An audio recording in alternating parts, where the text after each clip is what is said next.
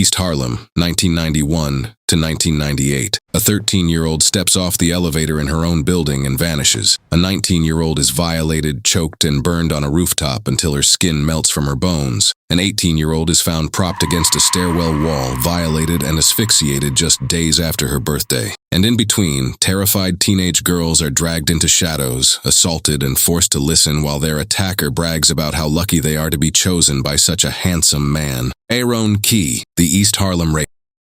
A smooth-talking predator who turned the projects, stairwells, and rooftops of one New York neighborhood into his personal hunting ground for nearly a decade. He sexually assaulted at least 6 young women and girls.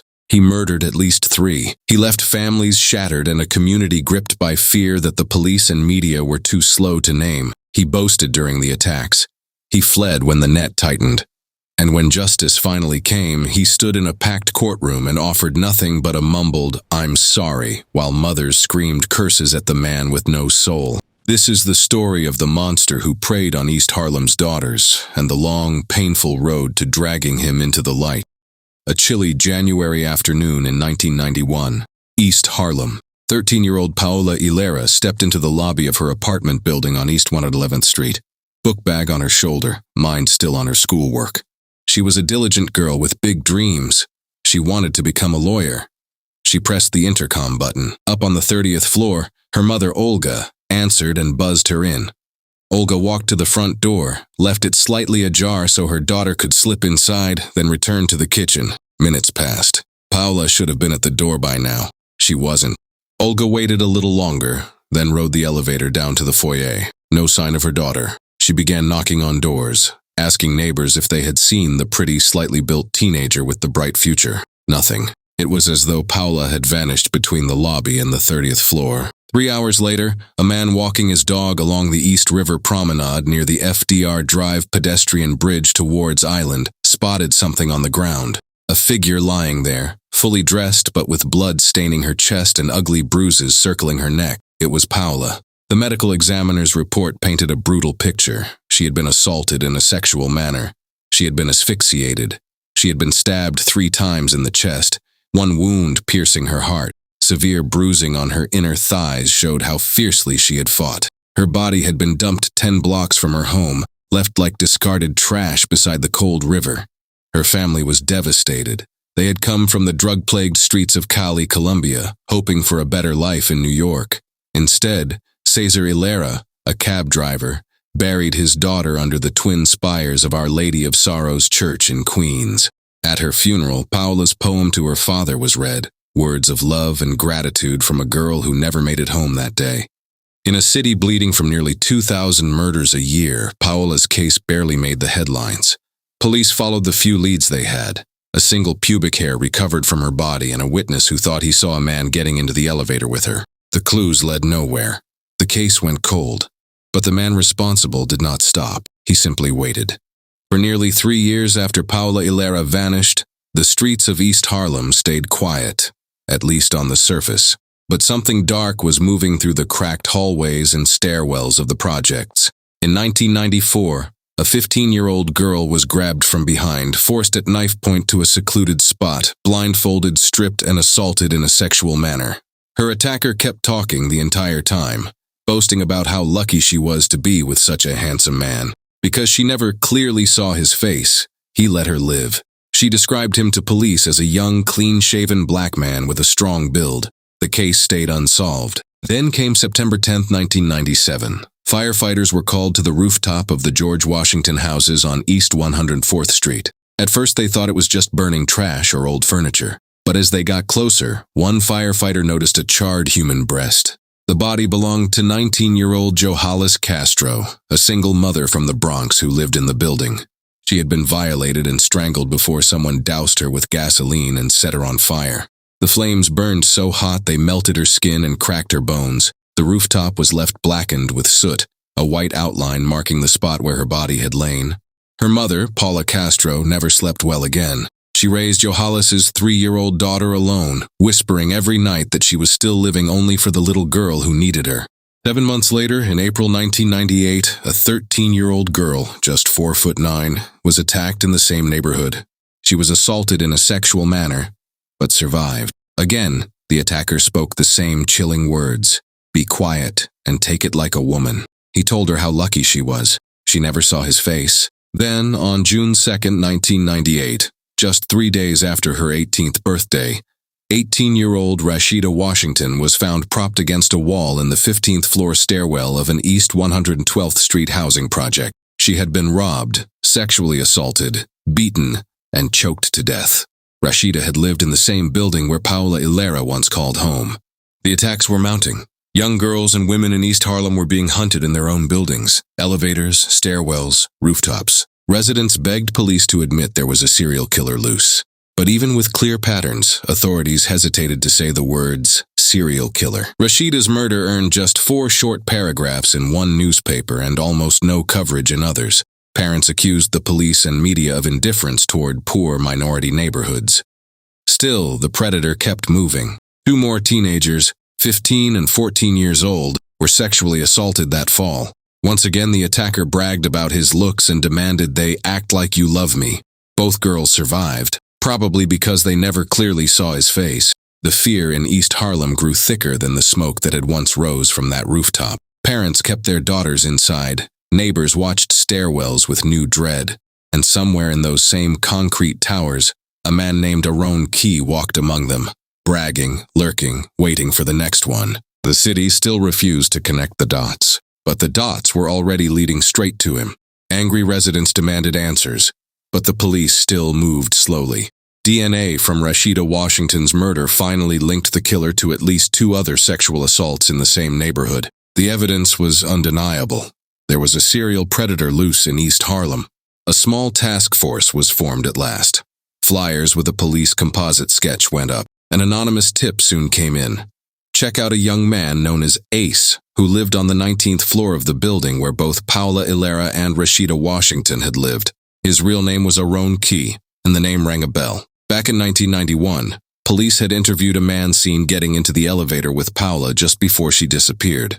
He gave his name as Ahron Warford and said he got off on the 19th floor while she continued up. 6 years later, during the Johalis Castro investigation, phone records showed dozens of calls between Johalis and a man named Ahron Kee in the days before her death. Kee claimed she was just a friend of his girlfriend and the calls were about a shopping trip. The story checked out at the time. Now detectives realized Ahron Warford and Ahron Kee were the same man, and he had direct connections to 2 murdered girls. It was too much coincidence. Kee was 25, born and raised in East Harlem. He talked big, claiming to be a computer expert and rap producer, but neighbors knew him as a peeping Tom who lurked in stairwells with a video camera, trying to film up women's skirts. He had 1 prior arrest for robbery in 1990. He was 5'8", strongly built and smooth with words. Police needed his DNA. They didn't have enough for a warrant, so they followed him, hoping he would discard a soda can or tissue. No luck. Then in February 1999, Kee was arrested for stealing a computer. While in holding, officers offered him a drink in a paper cup, hoping for saliva. Kee saw the trap, tore the cup apart, and flushed the pieces. But one officer remembered the holding cell. Prisoners had been given water earlier. The used paper cups had been collected from the trash. A few days later, the lab results came back. One of those cups carried the DNA of the East Harlem. They had him. But by the time the hit came through, Kee was already gone. Shortly after making bail, he picked up his 16-year-old girlfriend, Angelique Stallings, and boarded a bus to Florida. Police feared he would disappear across the country. Then a tip came from another girlfriend in New York. Kee was staying at the cheap Miami Sun Hotel on Northeast 1st Avenue. 2 NYPD detectives flew down immediately. They spotted Kee and Angelique in the lobby. Miami-Dade SWAT was called in. A 3-hour standoff paralyzed downtown Miami during rush hour. Helicopters circled. Negotiators tried to make contact. Kee hid inside room 609, once dangling a metal pole with a mirror to check the hallway. When SWAT finally breached the room, they found him hiding under the bed. He didn't resist. He was calm, almost cooperative. With him was Angelique Stallings, shaken but unharmed. She had left her Brooklyn home on Valentine's Day and had been with Kee ever since. He was taken into custody without a fight. Extradition back to New York took 4 long months of legal battles. But the monster who had terrorized East Harlem for nearly a decade was finally in chains. Ahron Kee's trial kicked off in the fall of 2000. He faced 22 felony counts, including first-degree murder, second-degree murder, sexual assault, sodomy, and robbery, stretching back nearly a decade. DNA evidence tied him to 6 of the 7 cases. The single pubic hair recovered from Paula Hilera's body sealed his fate in her murder. Kee's defense was bizarre. He claimed the entire case was a frame job to cover up a conspiracy by the New York Medical Examiner's Office to harvest and sell human organs. The jury didn't buy a word of it. On December 20, 2000, they found him guilty on all charges. Sentencing came a month later in a packed Manhattan courtroom. The victims' families had waited years. When it was their turn to speak, the room erupted. Mothers sobbed and cursed. One woman screamed, "Be a man for once and not the little boy you are." Another shouted, "I hate you in a way that I never thought I could hate anybody. I curse you, I curse you." Relatives tried to lunge at Kee. Court officers had to grab them and hustle him out of the room to prevent violence. Kee sat mostly silent through the outbursts. At one point, when the emotion peaked, he finally mumbled, "I am sorry. It was too little, far too late." State Supreme Court Justice Joan Sudolnik looked straight at him and delivered a verdict of her own before imposing sentence. "I don't know what to say to someone who has no soul, no conscience, no morality, no heart," she said. She called him a virtual loss for the human race. He received 3 consecutive life sentences without the possibility of parole for the murders of Paula Hilera, Johalis Castro, and Rashida Washington. On top of that, the judge stacked another 400 years for the sexual assaults, ensuring he would never walk free again. As he was led away in handcuffs, some in the crowd thanked the judge. Others kept shouting insults at the man who had taken so much from their families and their neighborhood. The smooth-talking predator who had boasted to his victims, lurked in their stairwells, and left bodies in rivers, rooftops, and hallways, was finally finished. But for the mothers who still woke up screaming, for the little sister who would never see her big sister again, and for the entire community that had lived in fear for nearly 10 years, the scars ran far deeper than any sentence could heal. The East Harlem predator was locked away. The shadows he left behind refused to leave. Vernon Brown was a despicable man. It wasn't enough to take the lives of his victims. He made sure they were petrified so that his evil and sadistic desires were satisfied. He bound their hands and feet until the rope or wire dug into their skin. He dragged them into dark basements that reeked of rot and terror. He violated them. He choked the life from them as they fought and screamed. Then he discarded their bodies like trash, sometimes stuffed into black plastic bags that tore open in back alleys, sometimes in the dark corners of abandoned buildings where their heads were never found. Vernon Brown, Satan in the flesh, referred to as a destroyer of children who moved like a shadow between Indianapolis and St. Louis, leaving behind little girls and an adult woman tied with coat hangers, electrical cords knotted around broken necks, boys violated and scarred for life, and a 9-year-old whose body was stuffed into 2 black plastic bags behind his own house. He laughed while they died. He walked free after the first one. He never confessed to all of them. And when they finally strapped him to the gurney in 2005, he still refused to give the dead any peace. This is the story of the monster who wore the face of a maintenance man and the city that never saw him coming until the screams started echoing through the vents. North St. Louis, October 25, 1986. The 4100 block of Delmar Boulevard felt like a place the rest of the city had already given up on. Ramshackle houses sagged under years of neglect. Prostitutes strolled the corners even in daylight, while groups of older men sat on darkened buses, watching dealers and users move through the shadows. The air hung heavy with the stench of rotting garbage, crack smoke, and despair. In the narrow alley running between the blocks of Delmar Boulevard and Enright Avenue, a passerby made a discovery that stopped the neighborhood cold. 2 black plastic trash bags carelessly dumped near a dumpster.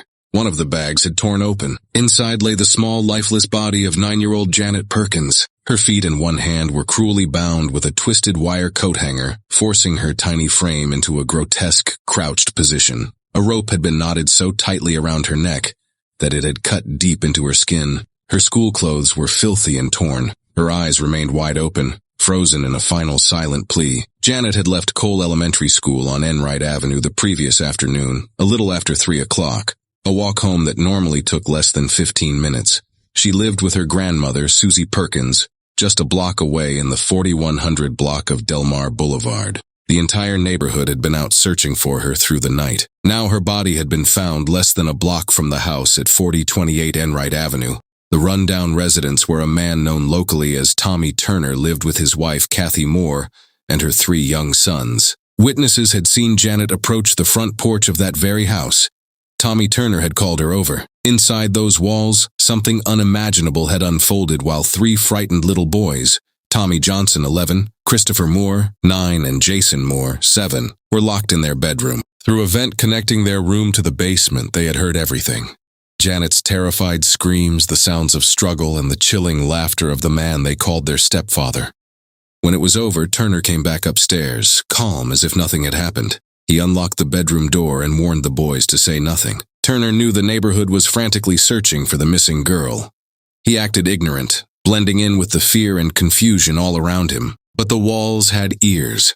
The boys had heard everything, and soon, so would the police. On October 27th, witnesses came forward saying they had seen Janet enter Turner's house. Confronted with the evidence, the man known as Tommy Turner waived his rights and gave a videotaped confession. He claimed he had been high on PCP-laced cigarettes, dip joints, and had blacked out. He said he remembered calling Janet inside, taking her to the basement, binding her with the coat hanger, and then the rope around her neck. He admitted stuffing her body into the trash bags and dumping them in the alley the next day. His real name wasn't Tommy Turner, it was Vernon Brown, and this was far from the first time he had destroyed a child. March 7th, 1985, 19 months before Janet Perkins vanished. Sinetta Ford, 19 years old, lived in a basement apartment at 3534 Washington Boulevard, in the same decaying part of North St. Louis.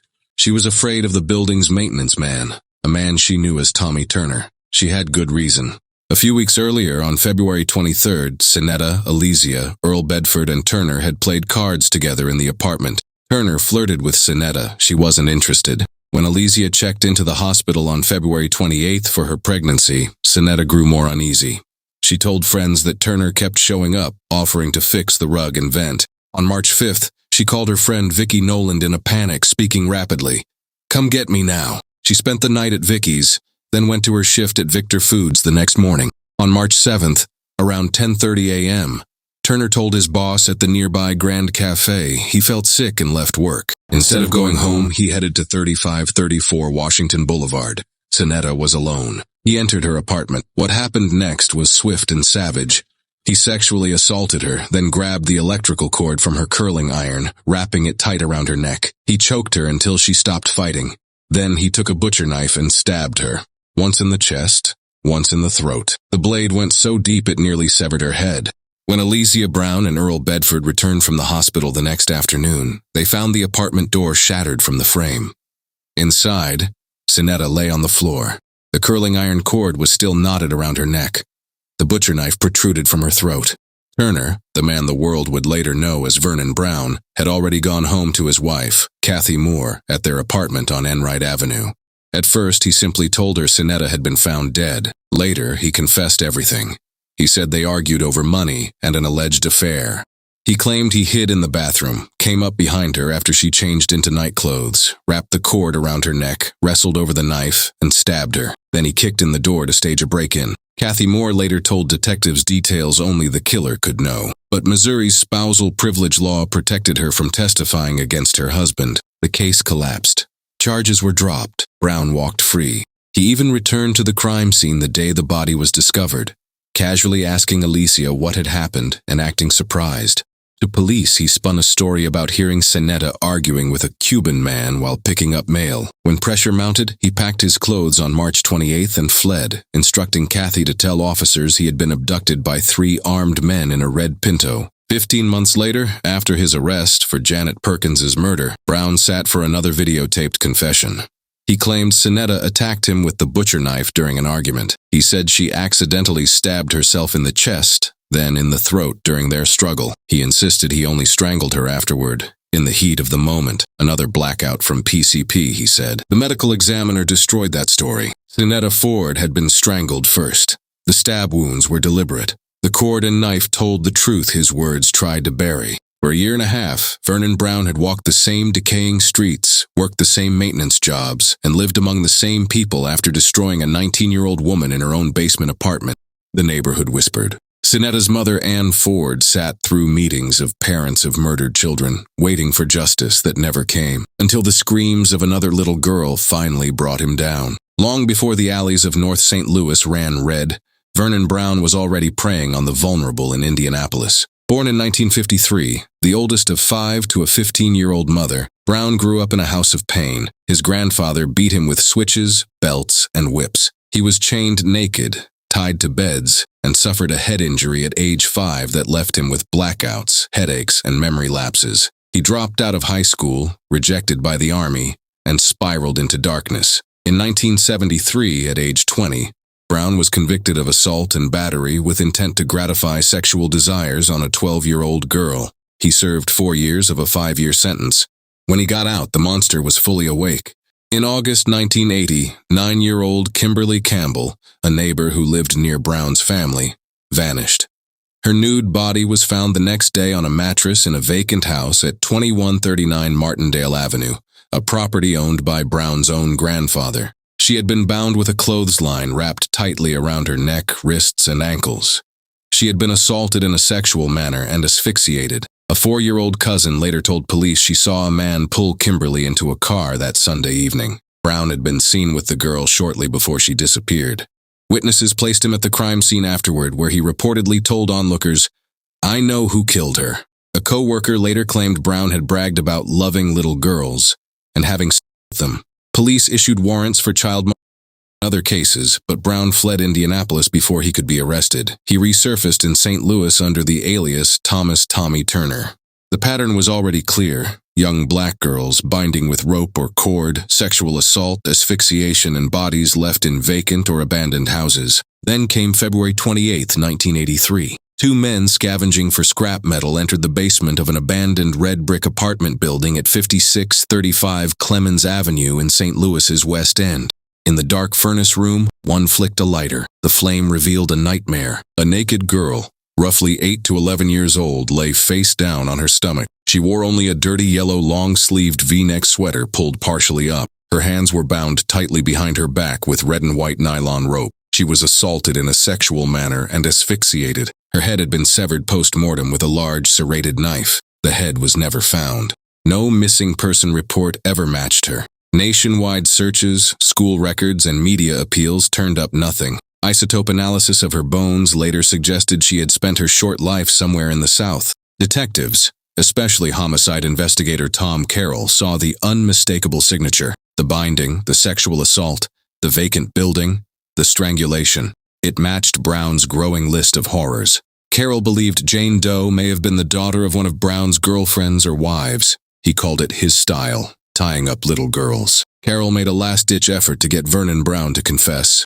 On death row in 2005, as Brown's execution date approached, Carroll sat just outside the condemned man's cell for hours, hoping and praying the killer would finally break his silence and admit to one of the city's most haunting unsolved murders: the assault and decapitation of the unidentified girl in that abandoned building. Carroll pleaded with the condemned killer to bring closure to Jane Doe's family. Brown looked at him with cold, emotionless eyes. He said, "I don't give a f*** about them," Carroll later recalled. Carroll pressed harder, hoping the man who was hours from death would finally break, but Brown remained icy. Carroll stated Brown was the meanest man he had ever interacted with. "He wasn't trying to be proud or slick," Carroll said. "He wasn't trying to pull anything over on me. He just didn't want to talk. He was almost like a robot." Brown was questioned about the case multiple times over the years, but never charged. There was no physical evidence linking him directly at the time. He continued living in St. Louis, marrying a homeless woman, then moving in with Kathy Moore and her sons. He worked maintenance jobs. He watched. He waited. By the time Janet Perkins screamed through that basement vent in 1986, Vernon Brown had already left a trail of destroyed children stretching from Indianapolis to St. Louis. Some proven, some suspected, and at least one little girl whose name the world still doesn't know. The ghosts were piling up. By late 1986, the walls were closing in on Vernon Brown. After his arrest for Janet Perkins' murder, the truth spilled out in pieces. His 3 stepsons, now freed from fear, took the stand in the 1988 trial. Tommy Johnson, 11 at the time of the killing, Christopher Moore, 9, and Jason Moore, 7, spoke calmly but with voices that carried the weight of nightmares. They told the jury how Brown had called Janet into the house that Friday afternoon, how he had locked them in their bedroom from the outside, how they had pressed against the vent and heard Janet's screams rising from the basement below, screams that went on mixed with their stepfather's laughter. They described the horror of being trapped while their friend was destroyed just floors beneath them. Medical examinations confirmed the boys had been repeatedly assaulted in a sexual manner by Brown in the months leading up to the murder. He had threatened them into silence. The jury heard every detail. Some jurors wept openly during the testimony. Prosecutors painted a clear picture. Vernon Brown was not a man who snapped under drugs. He was a calculated predator who lured children, bound them, assaulted them, and killed them to cover his tracks. Assistant Circuit Attorney Sherry A. Burke-Bigler called him exactly what he was, a destroyer of children.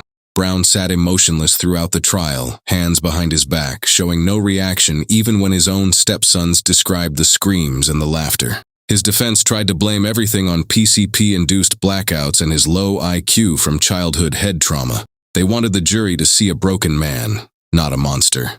It didn't work. In December 1988, after just 2 hours of deliberation, the jury convicted Brown of first-degree murder in Janet Perkins' death and recommended the death penalty. Aggravating factors included his prior violent felony, the torture and depravity of the crime, and the fact that he had killed to eliminate a witness. A second trial in 1991 brought the Sonetta Ford murder back into the light.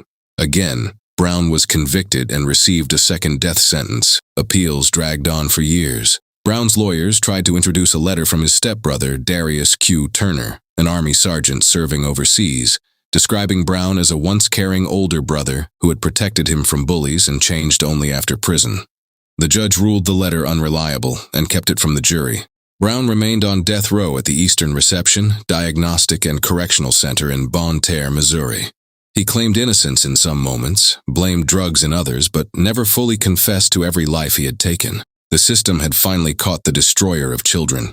Now it was only a matter of time before the state finished what he had started with so many others. May 17, 2005, Bonne Terre, Missouri.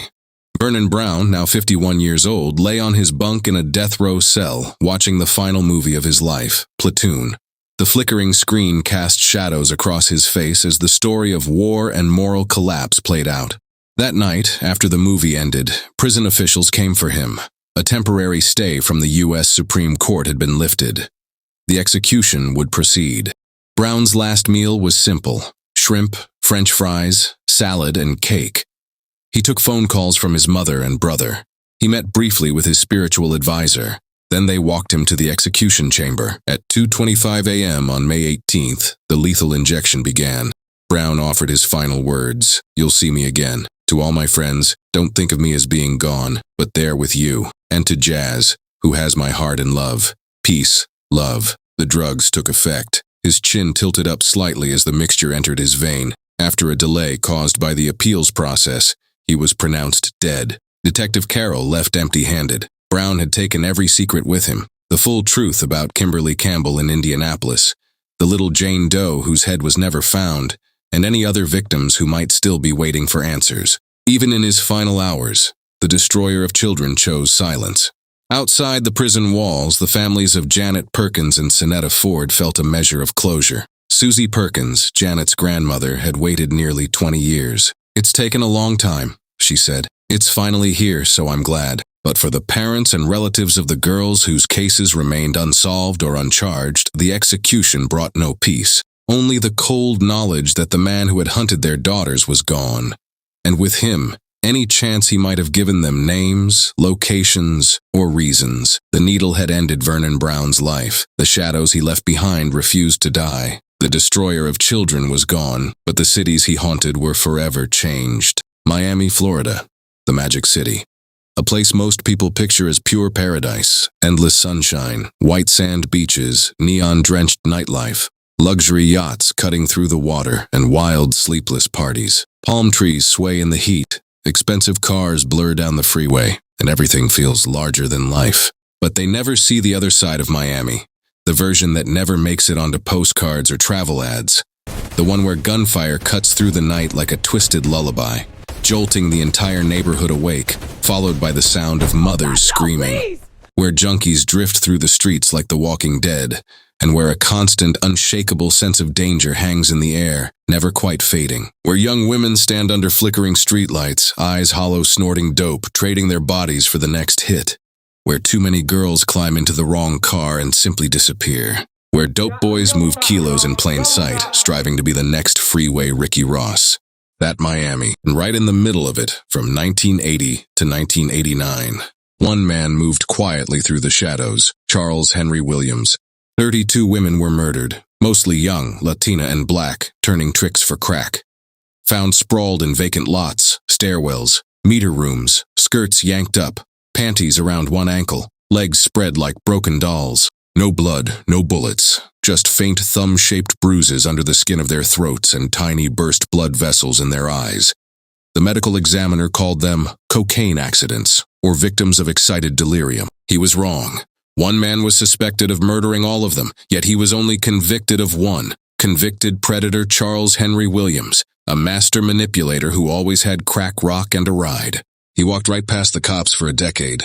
Then AIDS killed him in a prison hospital bed before the city could convict him for more than one murder, 31 families still waiting for justice. He got away with it. And the worst part? He slipped through the cracks way too many times. Little is known about Charles Henry Williams' early life, beyond him being a scumbag that inflicted evil upon the innocent. He came into the world on March 17, 1956, in a part of Miami that people only drive through with their windows up and doors locked. Brownsville wasn't built for comfort. It was built to endure, block after block of heat-soaked concrete and quiet desperation, where survival mattered more than anything else, and childhood had a way of ending early.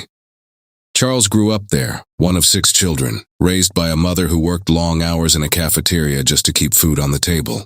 Years later, when everything else had fallen apart around him, he would point back to her as the last person still standing in his corner, calling her the only one in my family who stands by me now. By 1975, he had made it through Miami-Jackson High School, but whatever path might have existed beyond that never had time to take shape. When asked what came next, he didn't dress it up or soften it. "I went to jail," he said, as if it were just another step in a life already drifting in that direction. What followed was a pattern of evil. According to investigators and victims, the approach rarely changed. Williams would present himself as harmless, even approachable, described as tall, soft-spoken, almost disarming in the way he carried himself. There would be conversation first, something casual, something normal. Then, without warning, the tone would shift. What started with a smile would end in violence. Victims told nearly identical stories. They described being overpowered, choked, and forced to do things without consent. The attacks weren't chaotic.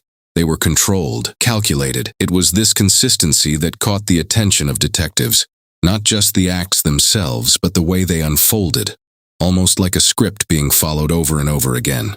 Despite the repeated arrests and charges, the legal system never seemed to land a definitive blow. Case after case unraveled in familiar ways. Charges were reduced, dropped, or ended in acquittals. Evidence was often described as inconclusive. Testimony conflicted. In some instances, prosecutors declined to move forward altogether, citing weak cases or concerns about credibility. The result was the same each time. Williams walked away. He knew it too. He said it out loud pending a 1986 sexual assault charge. "I'm going to beat this." And more often than not, he did. One of the earliest cases traced back to October 10, 1976. A 15-year-old girl on her way to school told police Williams stopped her, led her into a vacant house, and assaulted her in a sexual manner. He admitted to hitting her, but claimed everything else was consensual. The charge didn't hold as originally filed. It was reduced. He was convicted of a lesser offense and served 8 months in jail. A year later, still under supervision, another 15-year-old girl reported being attacked on her way to school. She said he struck her, choked her, and threatened to kill her if she resisted. "You can't go to police because you don't have any proof that I did this to you," she recalled him saying. This time, he pleaded guilty to sexual battery and was ordered into treatment as a mentally disordered sex offender. He spent less than 2 years in custody before being released.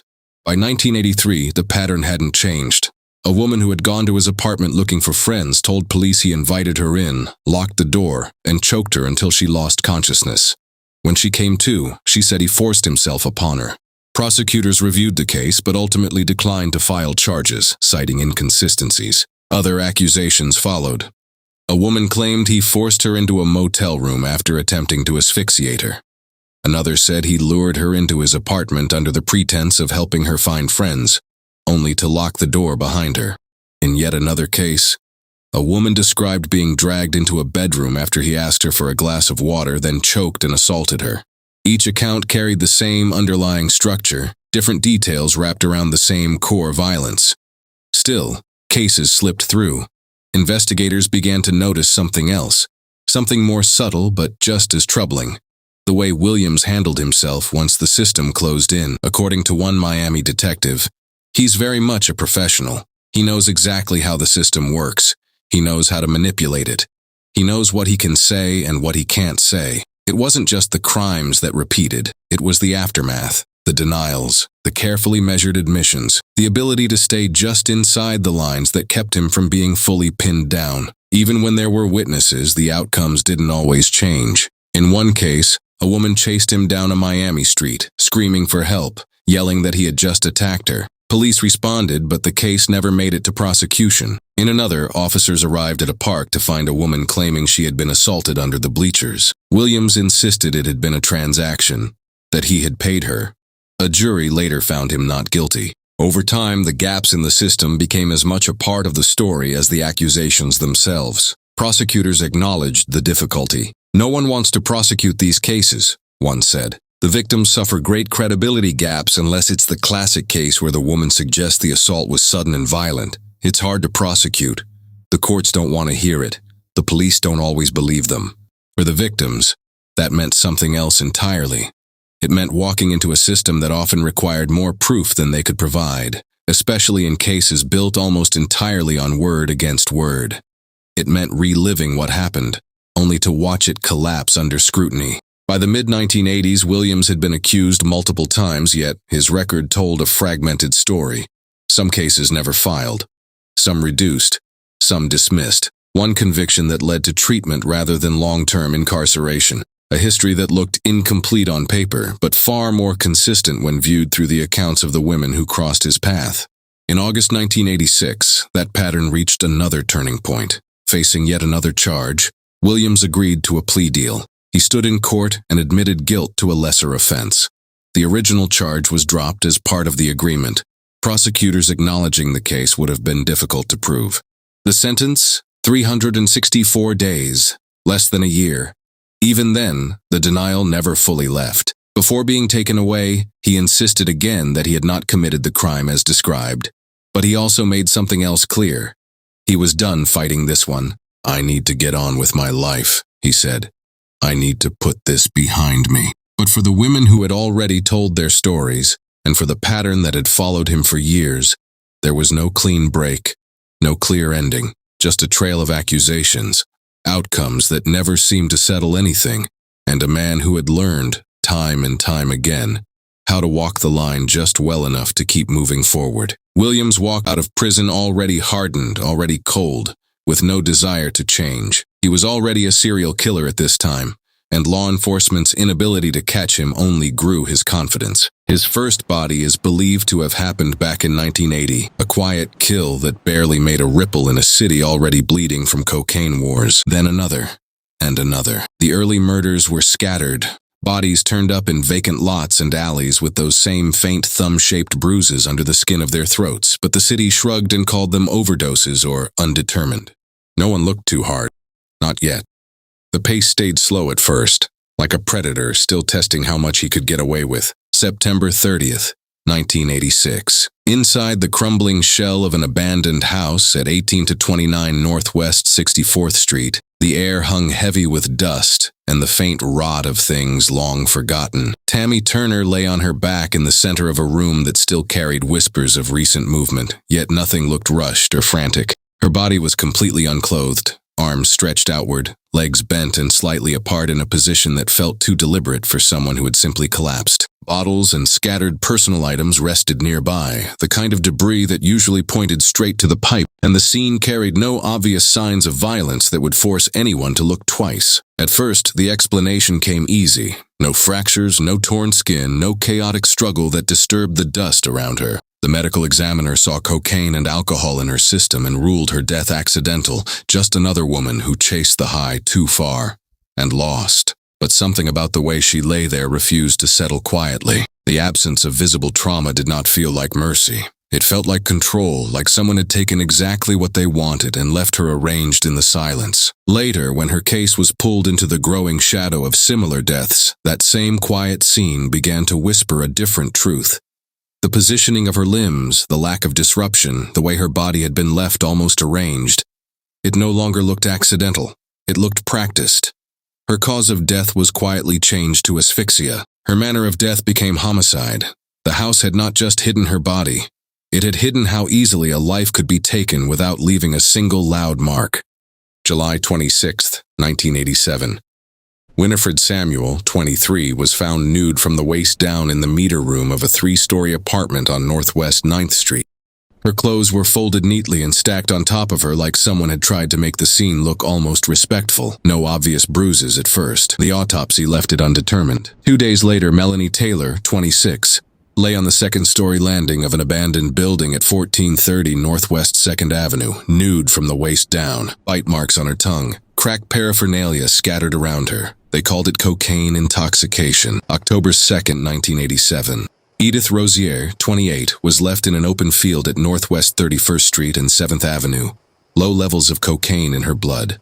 Body on her back. The killings were no longer whispers. They were starting to form a shape. The city was too busy drowning in crack to notice the pattern taking hold right under its nose. September 4th, 1988. Beneath a parked truck trailer near Northwest 16th Street and Northwest 1st Avenue, Joyce Henderson lay on her back near the rear wheels. The spot sat at the edge of visibility, close enough that people passed by, but removed enough that what happened there did not draw immediate attention. She was partially unclothed, her legs spread, clothing disturbed in a way that suggested more than simple displacement.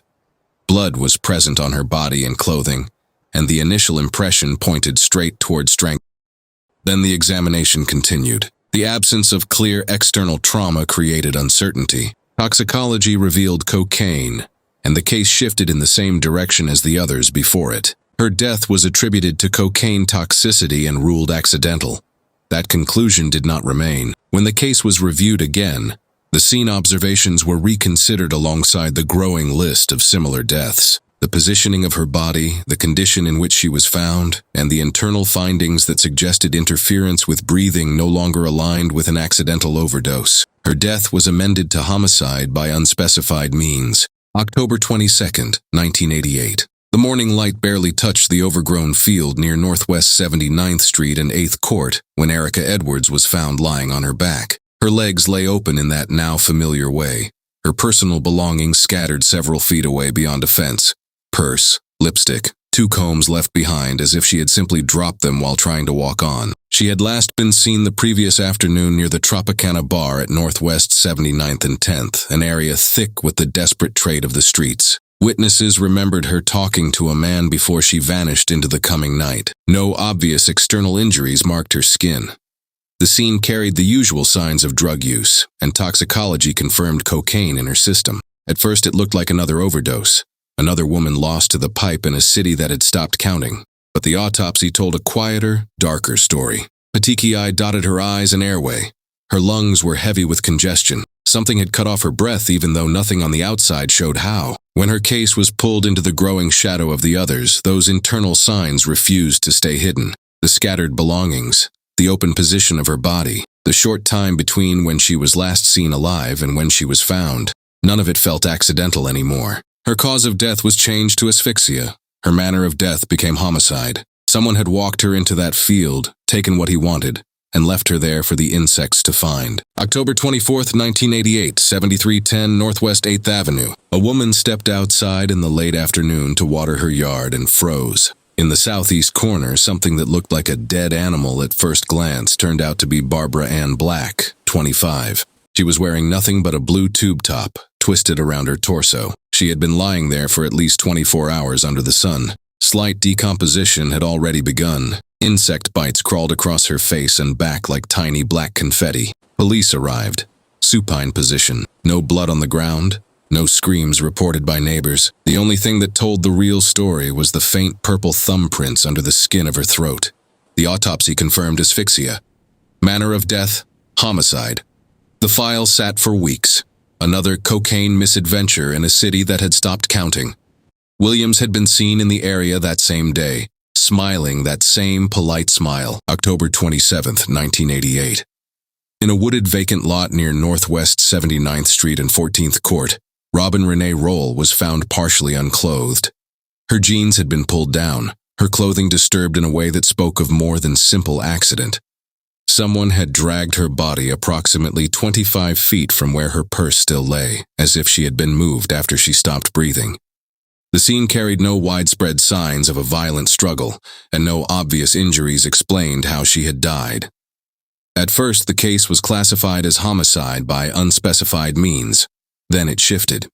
Toxicology showed cocaine, and her death was reclassified as accidental intoxication. That change placed her directly against the current of the other cases. The dragged body, the displaced clothing, the isolated lot, none of it aligned with a simple overdose. Yet the absence of visible trauma allowed the accidental ruling to stand for a time, even as the pattern around her grew darker and louder. Later that day, another woman was found. Inside the decaying concession area of the abandoned 27th Avenue Drive-In Theater at 2700 Northwest 87th Street, Barbara Ann Lattimore was found lying on top of a cooler. The building had long ago been left to rot, turned into a shadowed shelter for anyone chasing the pipe or looking for a place where no one would ask questions. Drug paraphernalia and debris covered the floor around her. She was partially unclothed, her jeans pulled down to her ankles, her underwear displaced through one pant leg, her shirt pushed upward, exposing her body in a way that felt coldly deliberate. She was 4 to 4.5 months pregnant at the time. There were no dramatic external injuries screaming for attention. Only small abrasions and evidence of fluid in the genital area that hinted at something far more intimate and violent. Toxicology showed cocaine in her system, and at first the death looked like another drug-related moment gone wrong during sex. But the way her body had been left on that cooler, the precise displacement of her clothing, refused to settle into that easy story. When her case was examined in the growing darkness of the others, the positioning and the quiet brutality of the scene no longer allowed for an accidental conclusion. Her death was classified as homicide by unspecified means. Even in death, she carried another life inside her, both of them silenced in a place the city had already forgotten. December 12, 1988. In a corner lot near Northwest 88th Street and 23rd Avenue, beneath a large tree, 14-year-old Antoinette Burns was found lying on her back. She had earned a white belt in karate and had gone to the movies earlier that day, still carrying pieces of a normal childhood in her pockets. Her skirt was pulled up around her waist and her underwear was yanked down near her ankles. The position of her body matched the others in the most disturbing way, yet this time there were no drugs or alcohol in her system to offer any convenient excuse. The internal findings pointed toward asphyxia, even though no clear external marks showed on her neck. Her death was classified as homicide by unspecified means. A child, taken in the same silent manner as the women who had come before her. The city could no longer pretend this was only happening to those who lived on the edge. It had reached into the middle of innocence and taken what it wanted. Her mother, Lillian Rahming, would later say she couldn't even file an insurance claim without a completed death certificate. The family waited in agony while the system debated what to call her murder. January 22, 1989. Behind 217 Northwest 8th Street, officers were conducting a drug investigation when they came across Anita Spires alone with a man. The interaction seemed ordinary enough in that part of town. They left without making an arrest. Within minutes they returned, and the man was gone. Anita Spires was now lying on her back, partially unclothed, in the same spot where they had just seen her breathing. There were no obvious signs of a prolonged struggle, no loud disturbance that would have drawn attention. The autopsy did not need external trauma to reach its conclusion. Her cause of death was mechanical asphyxia. Her manner of death was homicide. It had happened that fast.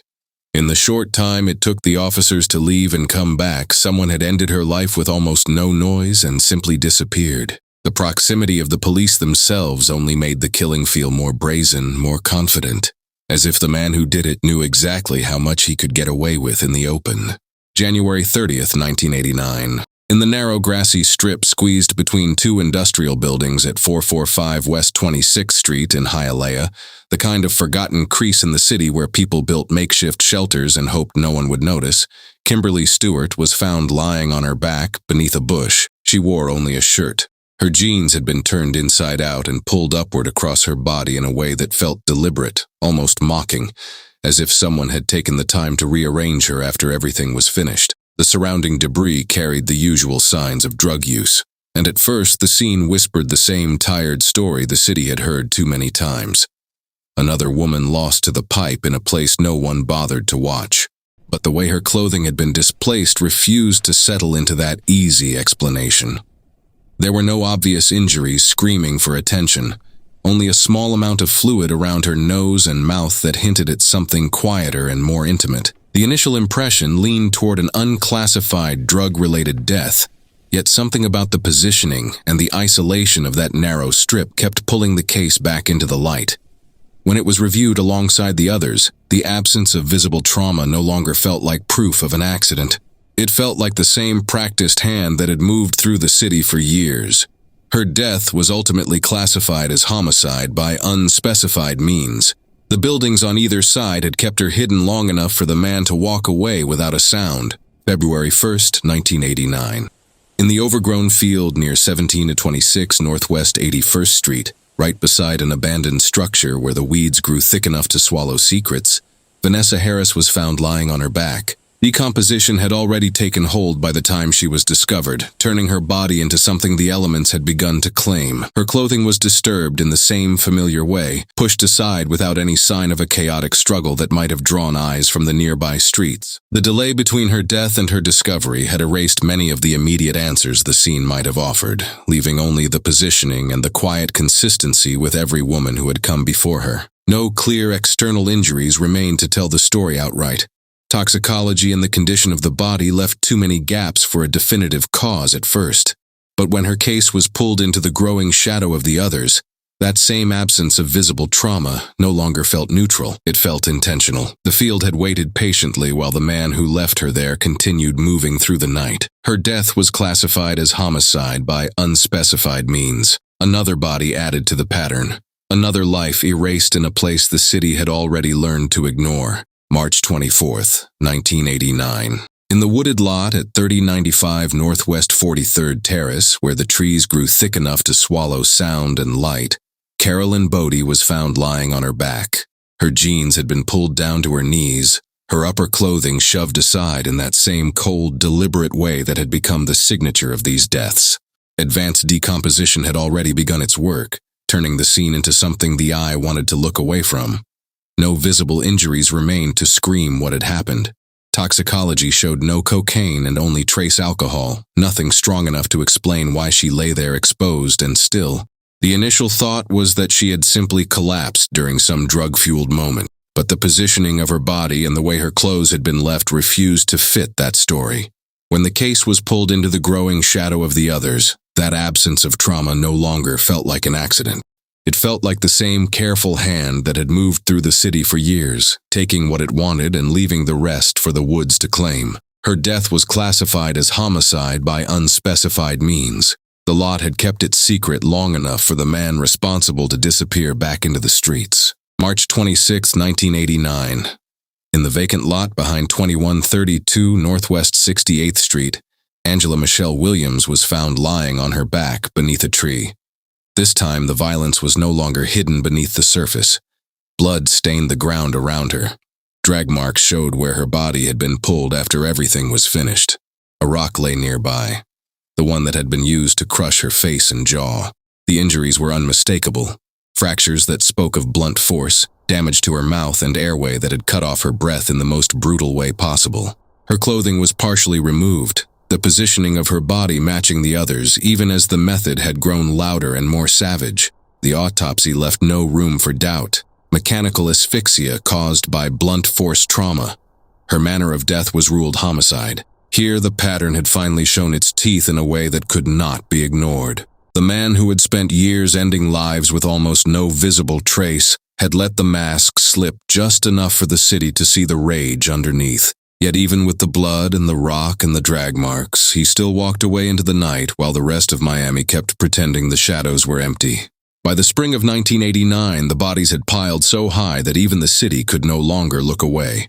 Detectives from Metro-Dade and Miami PD began pulling the files together in one room, and the pattern that had been hiding in plain sight finally stepped into the light. Witnesses started talking, their voices low and uneasy, telling the same story over and over. They had seen Charles Henry Williams with the women on the exact days those women disappeared. Aida Rodriguez remembered the polite man who offered Sharmarita Grays a rock and a ride at the Bay Point Motel the night the girl never came home. Beverly Gunder James recalled introducing Erica Edwards to Tony, Williams's street name. The same afternoon, Edwards was found in that field with her neck crushed. Other survivors described the same nightmare that always began the same way. Soft voice, gentle smile, a promise of crack and comfort, then turned savage in seconds, a chokehold from behind, sexual assault while he kept perfect control of their airway, and the calm warning afterward that if they talked, he would come back and finish the job. The medical examiner, Joseph Davis, had already gone back through 19 of the files. What he saw made the air in the room feel heavier. Strap muscle hemorrhages, petechiae in the eyes and vocal cords, subarachnoid bleeding deep in the brain. Clear signs of sustained, deliberate neck compression. One by one, the rulings were quietly changed from undetermined or cocaine accident to homicide by asphyxia. The city had spent years calling these deaths overdoses. Now the truth was staring back at them in black and white. Still, the system moved slowly. Williams was arrested in April 1989 on 2 fresh sexual assault charges after he dragged a woman into a Brownsville junkyard and attacked her. He received a 40-year sentence and was sent to prison. While he sat behind bars, authorities began building cases for the murders. But charges for most of the killings never came. Only one stuck, Patricia Johnson from 1984. He was indicted for her murder while already serving the 40-year term. The families waited. They waited while the files sat redacted and incomplete in storage rooms. They waited while insurance claims were denied because there was no completed death certificate that said homicide. They waited while children were raised by grandmothers who still woke up in the middle of the night furious at a world that had failed them completely. Then in August 1994, AIDS caught up with him. Charles Henry Williams, 38, inmate at Dade County Correctional, complained of a cold and headaches. He was transferred to Jackson Memorial Hospital's inmate ward. CMV retinitis impacted his eyes until he went blind. Insulin-dependent diabetes, raging hypertension, kidneys shutting down, a tumor growing in the right caudate head of his brain. On September 16th, he was found unresponsive on the floor from a seizure. The next day, he slipped into a deep coma. On September 23rd, at exactly 7 in the morning, he expired. Cause of death: acquired immune deficiency syndrome. Manner: natural. No dramatic trial. No full reckoning in open court for the dozens of women. Just a quiet hospital bed death while 31 families waited for answers the virus stole from them forever. The city called it natural causes. The families called it the final insult. Crack cocaine gave the perfect cover. The victim's street life gave easy excuses. Racism and class gave the entire city permission to look the other way for nearly a decade. 32 women, 1 man, 1 single murder conviction, 1 convenient natural cause death in custody. The files still sit today, redacted, incomplete, gathering dust in storage rooms. Mothers buried their daughters without ever knowing for sure. Charles Henry Williams didn't beat the system. The system handed him the darkest streets on a silver platter and pretended the bodies were just another Tuesday in the hood. The brutal grip of his hands, the sudden silence right after each kill, the stamped files that lied for years, and the 31 families still screaming into the void for the justice that AIDS delivered instead of a courtroom. The story doesn't fade with time. It only grows louder, because the man who did it never even had to run. He just smiled that polite smile, offered that rock and that ride, and Miami let him keep killing until the virus finally did what the city refused to do. The squeeze never really stopped. It just moved into the cold case files and into the nightmares of everyone left behind. In the early morning hours of July 19, 1985, The house on East 72nd Street in Shreveport, Louisiana, went quiet. Inside, 4 people were already dead. Police would later say the killings happened sometime after midnight, while the neighborhood slept. There was no forced entry, no broken door, no shattered window. Whoever came into that house didn't need to kick his way inside. He moved through the rooms deliberately, one victim at a time, controlling the scene. In the bedroom, Billy Joe Harris, 28 years old, lay on a bed. He had been shot 4 times, twice in the head, twice in the chest. The shots were fired through a pillow to muffle the sound. Afterward, his throat was cut, an act that served no practical purpose beyond violence itself. In the living room, Jerry Colbert, 25, was found shot once behind the ear while sleeping on a couch. Execution style: fast, quiet. In another room, 15-year-old Carlitha Colbert was discovered face down on the floor. Her hands were bound behind her back with an electrical cord taken from inside the house. Her mouth was sealed with silver duct tape. Her throat had been cut so deeply she was nearly decapitated. In the bathroom, Vivian Cheney, 34, was found slumped over the bathtub. Her wrists and ankles were tied with telephone cord. She had been strangled and drowned. Blood soaked her dress, blood that did not belong to her. The coroner would later testify that Vivian Cheney was alive while her daughter was being murdered. 2 young girls, ages 7 and 10, were in the house that night. They survived by hiding in a closet, listening as the killings happened room by room. When police arrived just after sunrise, even veteran officers were shaken. Assistant Police Chief Sam Burns told reporters, "I don't know that I've seen anything more vicious in 25 years on the force. There was no robbery, no obvious motive, no message left behind, and at that moment no suspect. What no one knew yet was that this was not the beginning, and it would not be the end. The man responsible had already killed before, and he would kill again. His name was Nathaniel Code Jr. Nathaniel Robert Code Jr. was born on March 12, 1956, in Shreveport, Louisiana, into a life that fractured almost immediately. His parents separated when he was still an infant, less than a year old, and he would never grow up in a stable, intact household. Instead, responsibility for raising him fell to extended family, primarily his great-aunt, Josephine Code, and his grandfather, William T. Code. On paper, it sounds like a safety net. In reality, it was a life defined by displacement. Code moved through homes where authority existed, but consistency did not. He was raised by people who cared for him, but he was not anchored to parents who shaped him daily.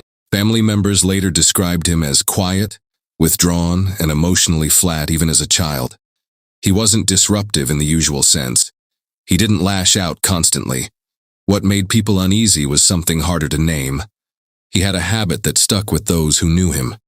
While speaking, Code would suddenly stop mid-sentence, go completely still, and stare into space.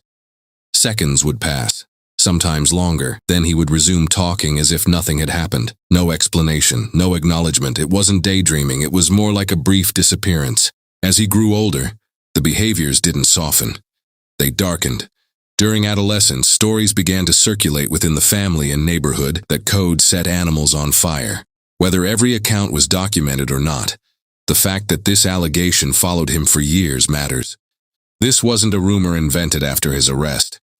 It was something people already associated with him long before the murders. The cruelty wasn't impulsive or playful. It was deliberate, private, and disturbing. School offered no structure.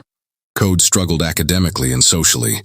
By the time he reached high school, he had failed the 9th grade. There would be no second chance. He dropped out entirely, cutting himself off from one of the last stabilizing forces available to him. After leaving school, Code went to live with his uncle, Johnny Joe Boyd. That arrangement ended violently. In 1971, when Code was 14 years old, an argument inside Boyd's home escalated into gunfire. Boyd shot him 4 times with a .22 caliber pistol. Wounded and bleeding heavily, Code fled the house, running several blocks before collapsing in the street. When police arrived, Code was still conscious. He identified his shooter by name, Uncle Joe. Boyd was arrested. Code survived. But surviving that kind of violence at that age doesn't end a cycle. It teaches a lesson. Violence in his world came from inside the home, from family, from people who were supposed to protect him. It arrived suddenly, It resolved conflict, and it didn't end lives as often as it threatened them. After the shooting, Code drifted further inward. There is no record of sustained counseling, no evidence of long-term intervention. Whatever fractures already existed inside him were left untreated. By his late teens, the trajectory was set. No school, no supervision, no emotional anchors.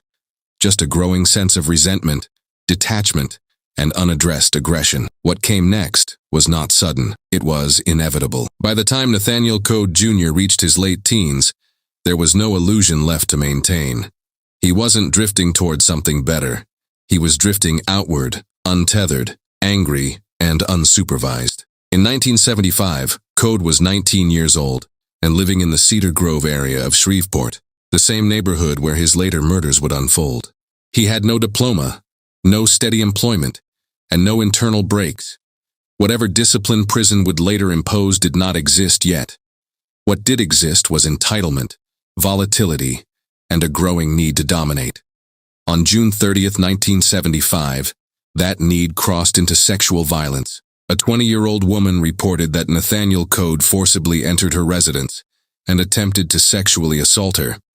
According to court records, the attack involved forced entry, physical aggression, and an attempt to overpower the victim inside her own home. The charge was initially filed as aggravated sexual assault and aggravated burglary, two of the most serious violent felonies under Louisiana law at the time. This was not an impulsive encounter. It was a home invasion, a private space violated, a woman isolated and targeted. The same core elements that would later define his murders were already present: control, intrusion, and escalation. Code was arrested and held. The case moved through the system quickly. Rather than risk trial, Code pleaded guilty to a reduced charge of attempted aggravated sexual assault in November 1975. The plea did not erase the severity of the offense. The judge sentenced him to 15 years in prison. He was sent to Angola State Penitentiary. At 19, Nathaniel Code entered a prison system already notorious for violence, hierarchy, and survival by force. There is no record of him receiving meaningful psychological treatment while incarcerated. What Angola did provide was structure, but also reinforcement of dominance as currency. He learned when to submit and when to assert himself. He learned how to wait. He served approximately 8 years, released early in January 1984 for good behavior. By then, his birth mother had died. The world he returned to was thin, few ties, no direction, and no supervision. The state released him with no monitoring, no parole conditions that addressed sexual violence, and no mental health follow-up. He returned to Shreveport a free man. Within 7 months, the first known murder would occur. On the night of August 30th, 1984, just 7 months after his release, Code entered the home of Deborah Ann Ford, age 25, at 315 East 74th Street in the Cedar Grove neighborhood of Shreveport. Police later determined he entered through a bathroom window, pulling loose the screen and climbing inside. There was no sign of a break-in struggle at the window itself. Whoever entered knew how to get in quietly. Deborah Ford was awake. Inside the living room, the intrusion turned violent. Furniture was overturned. Couch cushions were ripped free. The scene showed clear evidence of a prolonged struggle. At some point, Code cut an electrical cord from a household fan and used it to bind Ford's hands. He gagged her mouth with pieces of clothing taken from inside the home. What followed was not quick. The Caddo Parish coroner later testified that Ford was stabbed 9 times in the chest and side. After the stabbing, Code slashed her throat repeatedly, at least 6 times, with such force that the wounds nearly severed her neck. The coroner estimated that Ford remained alive for 15 to 30 minutes during the attack, and ultimately bled to death. This was calculated, controlled, personal. Ford's 2 young daughters were not home that night. They had been dropped off with relatives earlier in the evening. It is one of the few reasons the crime did not become something even worse. Her body was discovered the next morning. The front door was found ajar, and a stereo was still playing inside the house. A friend who arrived around 8 in the morning realized something was wrong and contacted police. Investigators found latent palm and handprints near the bathroom window and inside the home. At the time, they had no suspect to compare them to. Police publicly described the killing as brutal and unusual. A $1,000 reward was offered for information. No arrests were made. The case went cold. What investigators did not know in 1984 was that this was not an isolated act. The elements were already there. Forced entry, binding and gagging, prolonged violence, throat-cutting, and control over the victim inside their own home. 7 months out of prison, Nathaniel Code had not reoffended. He had escalated, and for the next 11 months he would walk the streets of Cedar Grove as a free man, carrying with him the knowledge that he could kill and get away with it. Just before dawn on July 19, 1985, Nathaniel Code Jr. entered the home at East 72nd Street in Shreveport's Cedar Grove neighborhood. It was a house he knew. The people inside were familiar. There was no forced entry, no smashed glass, no kicked door. He didn't need to rush. Inside the home were Vivian Cheney, 34 years old, her daughter Carlitha Culbert, 15, her brother Jerry Culbert, 25, and her boyfriend Billy Joe Harris, 28. 2 younger girls, ages 7 and 10, were also inside the house that night. What happened next unfolded room by room. Billy Joe Harris was found first. He was lying on a bed, still partially under the covers. He had been shot 4 times, twice in the head and twice in the chest. Investigators determined the shots were fired through a pillow, a deliberate effort to suppress the sound. Afterward, Harris's throat was cut, a step that served no tactical purpose. It was excess. It was domination. Jerry Culbert was found in the living room. He'd been sleeping on a couch. He was shot once behind the ear, execution style. There were no defensive wounds. He never had a chance. Carlitha Culbert's body was discovered on the floor of another room. Her hands were bound behind her back with an electrical iron cord taken from inside the house. Her mouth was sealed with silver duct tape. Her shorts were turned inside out. Her throat had been cut so deeply that the wound nearly decapitated her. Vivian Cheney was found last. She was slumped over a bathtub. Her wrists and ankles were bound with telephone cord. She had been strangled, and water was present in her lungs. Blood soaked her clothing. Blood that forensic testing later showed belonged to her daughter. The Caddo Parish coroner, Dr. George McCormick, testified that Vivian Cheney was alive while Carlitha was being murdered. The evidence indicated she was forced to listen, possibly to watch, before she was killed herself. The 2 younger girls survived by hiding in a closet. They stayed silent as the house filled with gunshots, movement, and violence. When police arrived later that morning, the children were found physically unharmed, but deeply traumatized. Assistant Police Chief Sam Burns stood at the scene and told reporters, "I don't know that I've seen anything more vicious in 25 years on the force." Investigators noted the similarities immediately. The bindings, the gags, the throat cutting, the excessive violence, the ability to move through a house and dominate multiple victims alone. The scene echoed the murder of Deborah Ford almost exactly. Only now the scale had grown. Witnesses later placed Nathaniel Code in the neighborhood around 3 a.m. that night. One man testified that he saw Code with blood on his arms.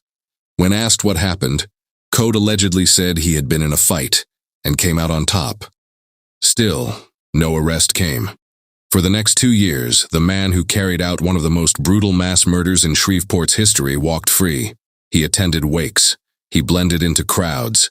He lived inside the same neighborhood he terrorized. And the violence wasn't finished. After the killings on East 72nd Street, Cedar Grove changed. People locked doors earlier. Porch lights stayed on through the night. Parents slept lightly. Police increased patrols, but there was no suspect to follow, no face to put on the fear. Nathaniel Code Jr. stayed exactly where he was. He lived in the same neighborhood. He knew the victims. He knew their families. He attended wakes and funerals. He stood among mourners. Detectives later testified that Code was seen near the crime scene after the murders, lingering in the crowd as police worked the house. FBI profiler John Douglas would later describe this behavior as consistent with serial offenders who returned to scenes to relive the event and absorb the attention without being suspected. On the surface, Code appeared ordinary. He worked sporadically, mostly labor jobs. He was described by acquaintances as dependable at times, volatile at others. One former co-worker testified that Code was quick-tempered, prone to sudden rage over minor issues. In one incident, an argument over a radio escalated into a physical altercation that cost Code his job. In February 1986, Code married Vera Mae Code. To some, the marriage seemed like stability. To investigators later reviewing the timeline, it marked something else: the killer's ability to compartmentalize. He could commit extreme violence, then step back into routine life without visible strain. Privately, police began re-examining unsolved homicides across Shreveport. They noticed patterns. In June 1985, Wes Burks, age 48, was stabbed to death inside his home. In July 1985, Monica Barnum, 20, was murdered under circumstances that mirrored earlier attacks. In February 1986, Johnny Jenkins, 54, was killed. In December 1986, Jake Mills, 60, was found dead. These cases were never formally charged against Code, but detectives would later testify that they fit the same behavioral framework: nighttime attacks, private residences, excessive violence, and victims who offered little resistance. By 1987, internal police discussions referenced a possible serial offender responsible for as many as 9 to 12 murders in Shreveport. Code's behavior during this period raised red flags after the fact. Witnesses described him as emotionally flat during the day, restless at night. He rode a bicycle through the neighborhood after dark. Prosecutors would later argue that he used these rides to scout homes and routines. Several witnesses testified they saw Code out late at night during key time windows connected to known murders. Despite the suspicions, police had no forensic link tying him directly to the crimes. That changed in August 1987. On August 5, 1987, another house in Cedar Grove would become a crime scene. This time, the victims would include his own family. The address was East 49th Street, the home of William T. Code, age 73. William was not just another resident of the neighborhood. He was Nathaniel Code's grandfather, one of the people who helped raise him. Inside the house that morning, police found 3 bodies. William Code was discovered first. He had been beaten and stabbed 13 times. The force of the attack suggested rage rather than efficiency. There were few defensive wounds, indicating he was likely overpowered quickly, possibly struck before being stabbed repeatedly. The coroner later testified that the pattern of wounds showed sustained aggression well beyond what was necessary to kill. In another room were the bodies of Joe Robinson Jr., age 12, and Eric Williams, age 8. Both boys had been bound and gagged. Both were strangled to death. Ligature marks were visible on their necks. Their hands and feet were tied with cord taken from inside the home. Investigators immediately noted the same elements they had seen before: bindings, gags, close contact killing, and control. This was not a burglary. Nothing of value was missing. The offender came for people, not property. Because William Code was the victim, detectives quickly focused on family members and close acquaintances. Nathaniel Code Jr. was located and brought in for questioning later that day. Initially, the interview was treated as routine. Code denied involvement. He appeared calm, cooperative, but during the interview, investigators noticed inconsistencies in his statements and changes in his demeanor. At one point, he made what officers later described in court as an incriminating statement, though the exact wording was not publicly disclosed. Fingerprints were taken. When forensic analysts compared Code's prints to evidence from the 1987 crime scene, they found a match. Then they ran those prints against evidence collected years earlier. The results connected everything. A palm print recovered from the 1985 Cheney Culbert murder scene matched Nathaniel Code Jr. Another print recovered from the bathroom window at Deborah Ford's home in 1984 matched as well. The implication was unavoidable. Nathaniel Code Jr. had been present at multiple murder scenes spanning 3 years. On August 6, 1987, he was arrested and charged with multiple counts of first-degree murder. As he was led away, Code told reporters, "I didn't kill anybody." Behind him, Cedar Grove finally exhaled. But the case was only beginning. Once Nathaniel Code Jr. was arrested on August 6, 1987, the investigation stopped being about whether the murders were connected and became about proving that they were the work of one man. When detectives confronted Code with the murders of his grandfather and the 2 boys, he denied involvement. When they broadened the scope, bringing up the 1985 quadruple homicide and the 1984 murder of Deborah Ford, his position did not change. Inside the interrogation room, investigators described him as calm. cooperative on the surface but emotionally flat. He answered questions without visible panic. There were no emotional outbursts, no breakdown. When inconsistencies in his timeline were pointed out, he adjusted without protest. Detectives later testified that Code appeared more focused on how much police knew than on expressing innocence in any emotional sense. At no point did Code offer a detailed alibi that could be verified independently. What he did do, according to later court testimony, was make statements that placed him dangerously close to the events. One such remark, referenced repeatedly during pre-trial hearings, was described as incriminating, though prosecutors were careful not to characterize it as a confession. Instead, they framed it as a slip, an acknowledgement of details only the killer would reasonably know. Detectives from the Shreveport Police Department, along with state and federal forensic analysts, went back through 3 years of evidence: crime scene photographs, latent prints, witness statements, and lab reports that had once sat dormant. What tied the cases together wasn't a confession. It was his hands. Investigators had recovered latent palm prints and partial handprints from multiple crime scenes long before they ever had a suspect.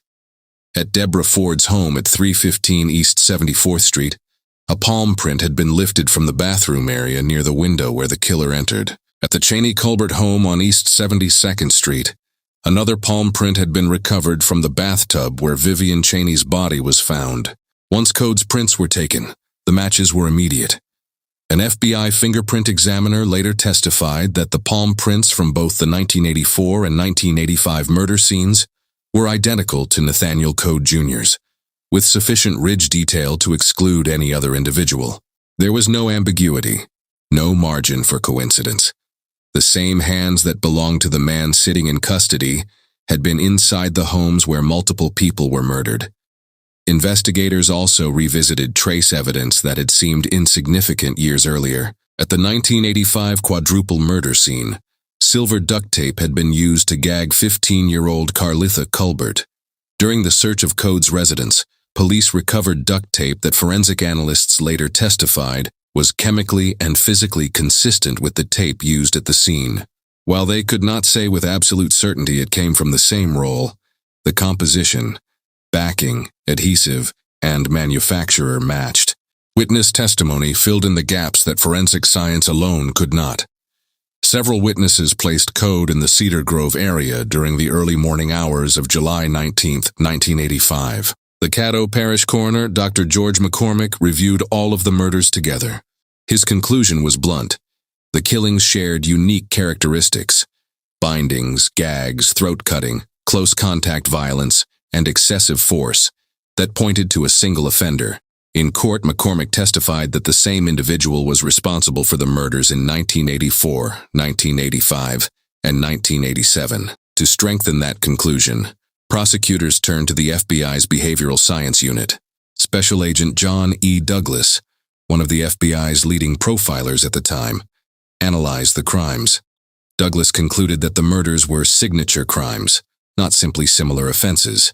He testified that the offender demonstrated a compulsive need for domination and control, deriving psychological gratification from binding victims, silencing them, and prolonging the violence. Douglas stated that such an offender would almost certainly continue killing if not stop. In one of the most damning moments of the investigation, Douglas explained that killers of this type often return to crime scenes or insert themselves into investigation, not out of remorse, but to relive the experience and monitor law enforcement. By the end of 1987, prosecutors believed they had assembled a complete picture. A man with a history of sexual violence, early exposure to severe family violence, escalating violence from attempted sexual assault to murder, repeated use of bindings, gags, and throat cutting, forensic evidence placing him inside multiple murder scenes, witnesses placing him in the area at critical times. Nathaniel Code Jr. was suspected in multiple murders spanning 3 years, but Louisiana law required prosecutors to be precise. Trying all of the murders in a single proceeding would risk appeal and reversal. Instead, the state made a strategic decision. Code would be tried first for the 4 murders committed on July 19, 1985, at the Cheney-Colbert residence.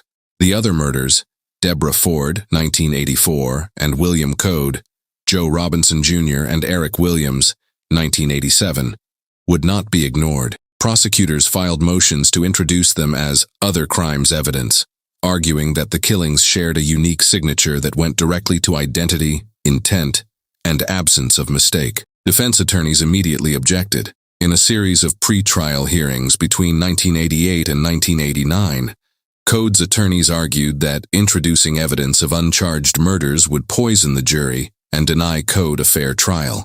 They claimed the similarities between the cases were exaggerated and insisted that the quadruple murder could not have been committed by one person alone. The state disagreed. The court ruled that evidence from the 1984 and 1987 murders would be admissible during the 1985 trial, not to show bad character, but to establish identity, pattern, and intent. For Nathaniel Code Jr., this ruling was devastating. It meant the jury would not just hear about one night of violence, but about a trajectory, a progression from sexual assault to murder, from single victim to mass killing, from strangers to family.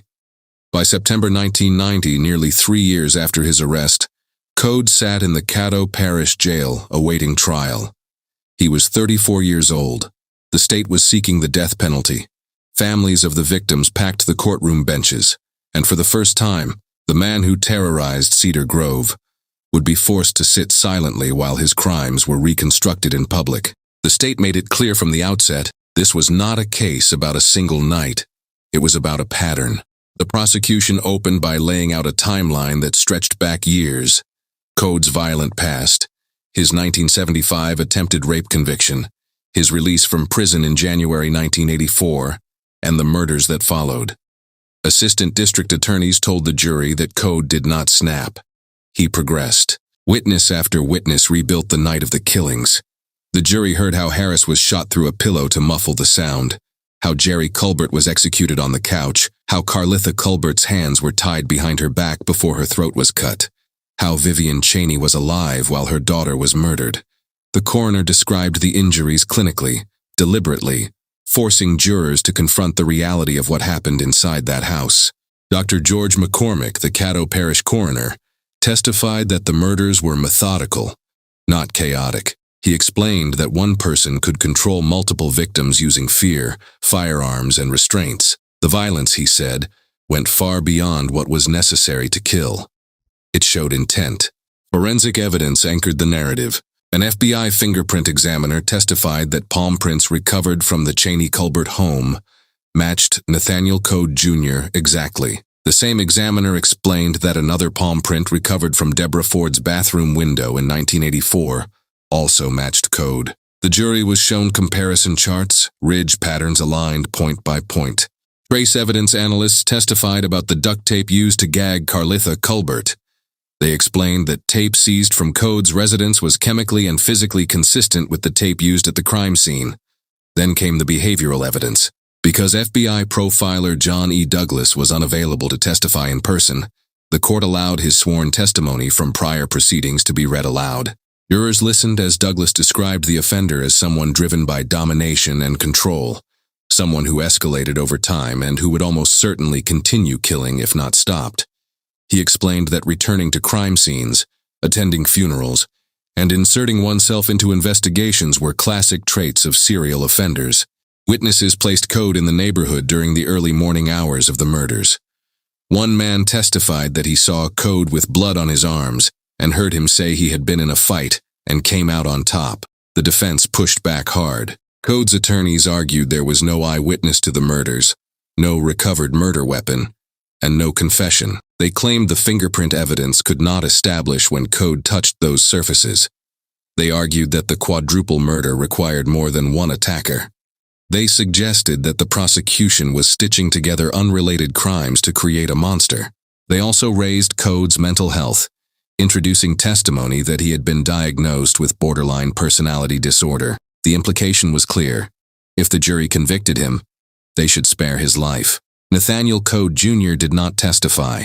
He sat at the defense table, expressionless, rarely reacting as witnesses described the deaths of people he knew. Jurors later said his stillness was unsettling. After 5 weeks of testimony, the case went to the jury. Deliberations lasted just over 1 hour. The verdict was unanimous: guilty on all 4 counts of first-degree murder. There was no visible reaction from Code. In the penalty phase that followed, prosecutors argued that the murders were especially heinous, atrocious, and cruel. The jury agreed. They returned a sentence of death. In October 1990, Judge Gail Hamilton formally sentenced Nathaniel Code Jr. to death by lethal injection. He was transferred to Louisiana State Penitentiary at Angola, where he joined death row. For the families in the courtroom, the verdict brought a measure of justice. For Nathaniel Code Jr., it was the beginning of a different kind of waiting. New Year's Day is supposed to carry a sense of renewal. On January 1st, 2006, in Richmond, Virginia, the day began with that same promise, laughter still echoing from the night before, families settling into quiet routines. But by sundown, an unease had settled across the city that would never go away. In the Woodland Heights neighborhood, people still measure time by that day. Some avoid speaking of it altogether. Others, like Steve Tarrant, who lived across the street, remember it with a sharpness that is not dulled. I saw the bodies carried out. Years later, when asked about the men responsible, Tarrant didn't hide his bitterness. I want him executed. I wanted the other guy executed also, but that wasn't the sentence. Even now, neighbors admit they are different people than they were before 2006. Eric Krigsvold, who later moved into the community, described how the atmosphere lingered. Our neighborhood is way more vigilant. Another longtime resident who preferred to remain anonymous confessed, "It's something, you drive by the house, you remember." The memory pressed down not only on neighbors, but on those sworn to respond. Detective Lisa Beatles, a veteran of more than 2 decades, recalled what it was like to arrive at the scene. "It takes your breath away. It was the worst horrible homicide scene I had ever seen." She remembered hardened first responders breaking down under the weight of what they witnessed. Firemen and police.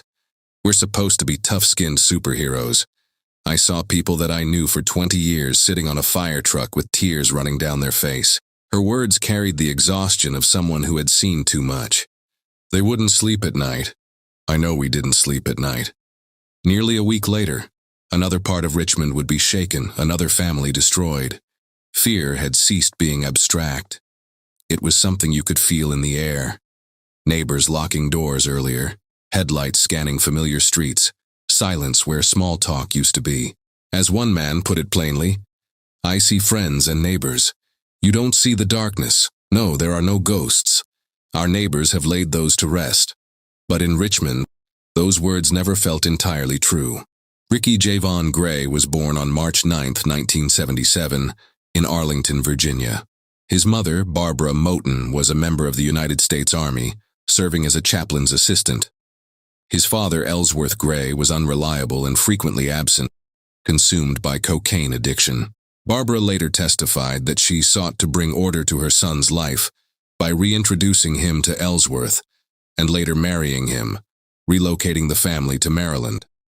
In addition to Ricky and his sister, Ava, 2 of Ellsworth's other children also lived in the household. School records and testimony presented during Ricky's trial documented his difficulties from a young age. Teachers described him as hyperactive, unable to focus, and disruptive in class. Rather than intervention or support, Ricky was met with physical punishment. Barbara explained under oath how Ellsworth responded whenever the school contacted them. When the school called to report he was disruptive, Ellsworth beat him with a horse strap. The horse strap became a symbol of discipline in the household. Corporal punishment was not occasional but routine, applied not just for school behavior, but for what Ellsworth considered failures of character. One of Ricky's most enduring struggles was enuresis. He continued to wet the bed well into adolescence. Instead of medical care or reassurance, the condition became a source of humiliation and violence. Barbara testified with striking clarity. He wet himself most nights until he was 13 years old, resulting in beatings from Ellsworth. Witnesses later emphasized how these repeated punishments eroded Ricky's sense of safety. At home, he was subject to violent outbursts from his father. At school, he was seen as a disruption. Nowhere in his early environment was there evidence of care or support. Barbara's testimony captured the duality of her role.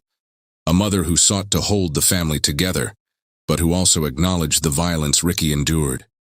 She conceded that her military career often took her away from the home, leaving Ricky to absorb the brunt of Ellsworth's erratic discipline. She described how Ricky's demeanor began to change, becoming withdrawn, quick to anger, and resistant to authority. In the trial's mitigation phase, this testimony became central. It illustrated not a single episode of abuse, but a pattern. Years in which Ricky's development was shaped by physical punishment and humiliation. What emerged from the courtroom record was the image of a boy growing up without protection, subject to the whims of a father whose authority was enforced with a strap rather than guidance. The cruelty inside the household extended beyond Ellsworth's beatings. Ricky's sister, Ava, testified in court that their stepbrother, Fitzgerald, repeatedly raped both of them during their childhood. She told jurors that Ricky was only 4 years old when he first was sodomized. It was a regular thing, Ava said, over the course of 7 years.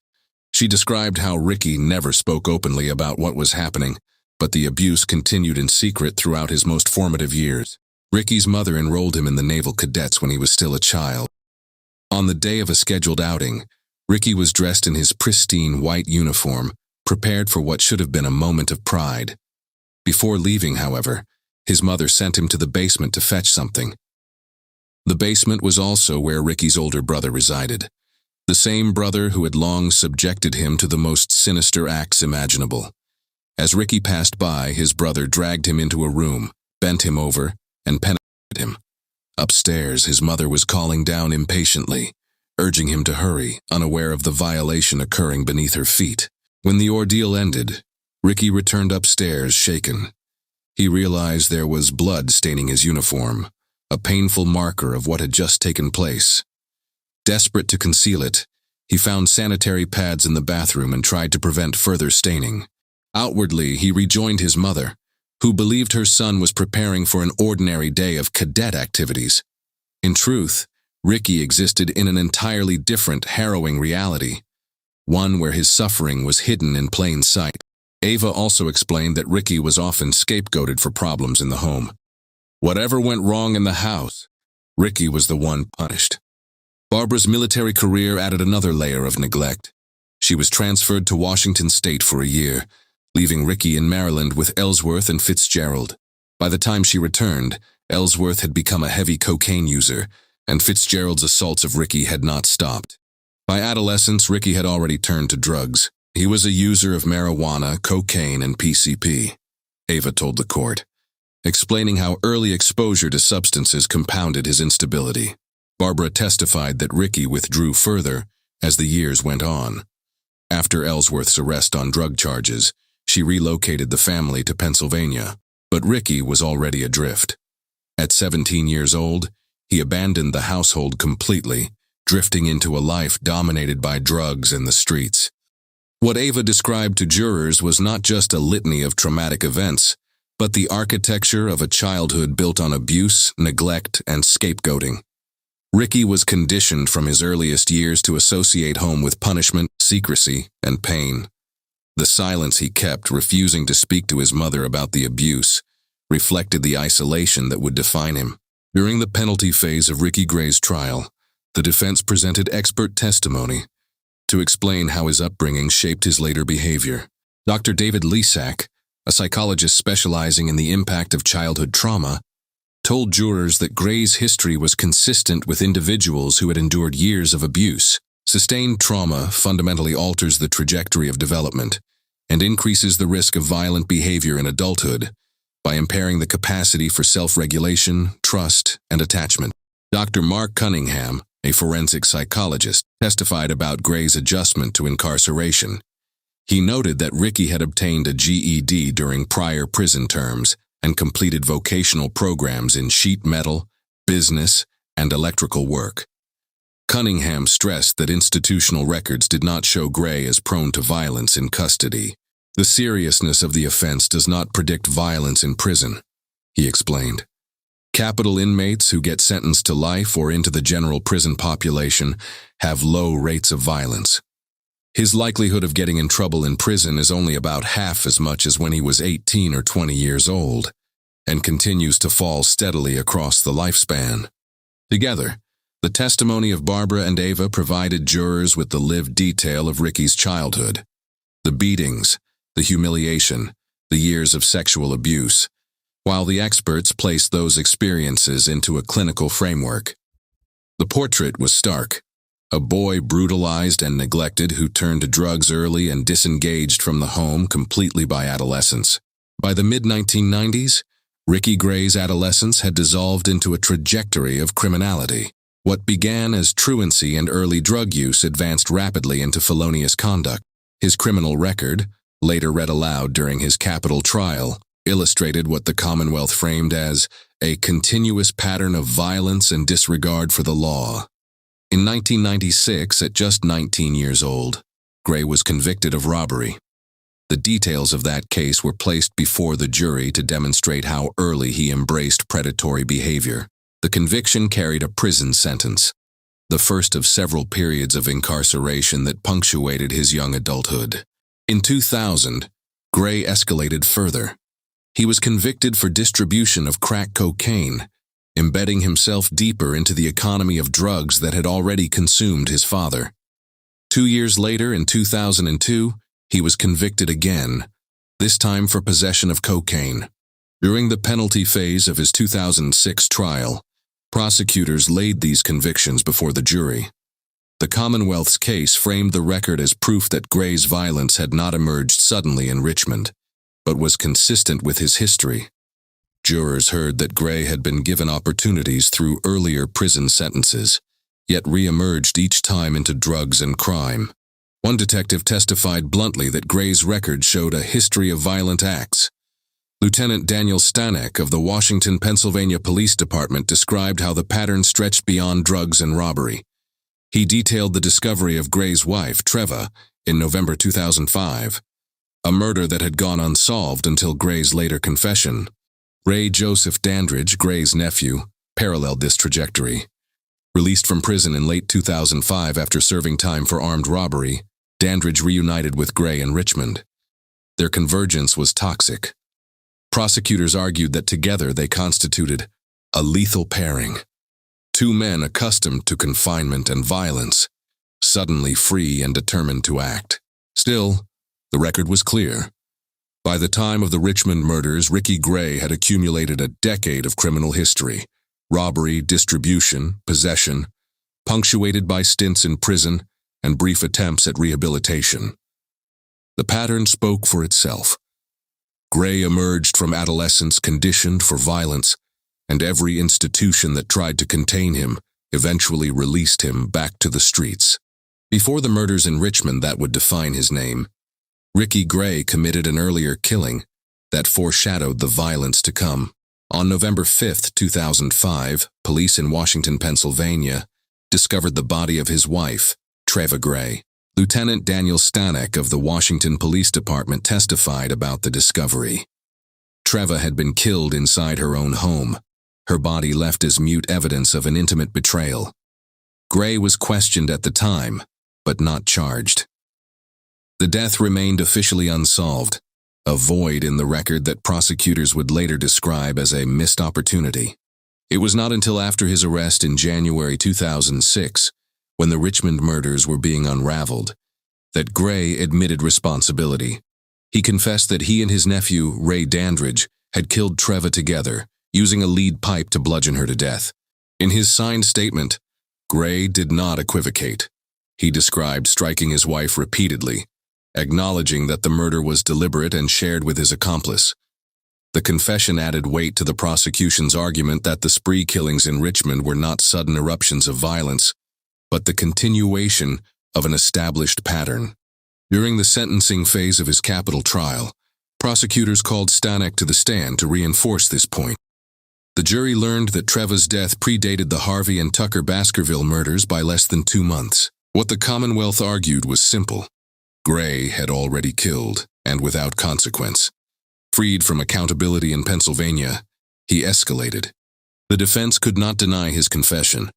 Instead, they folded it into the mitigation narrative, suggesting that Gray's chaotic personal life and his toxic relationship with Dandridge set the stage.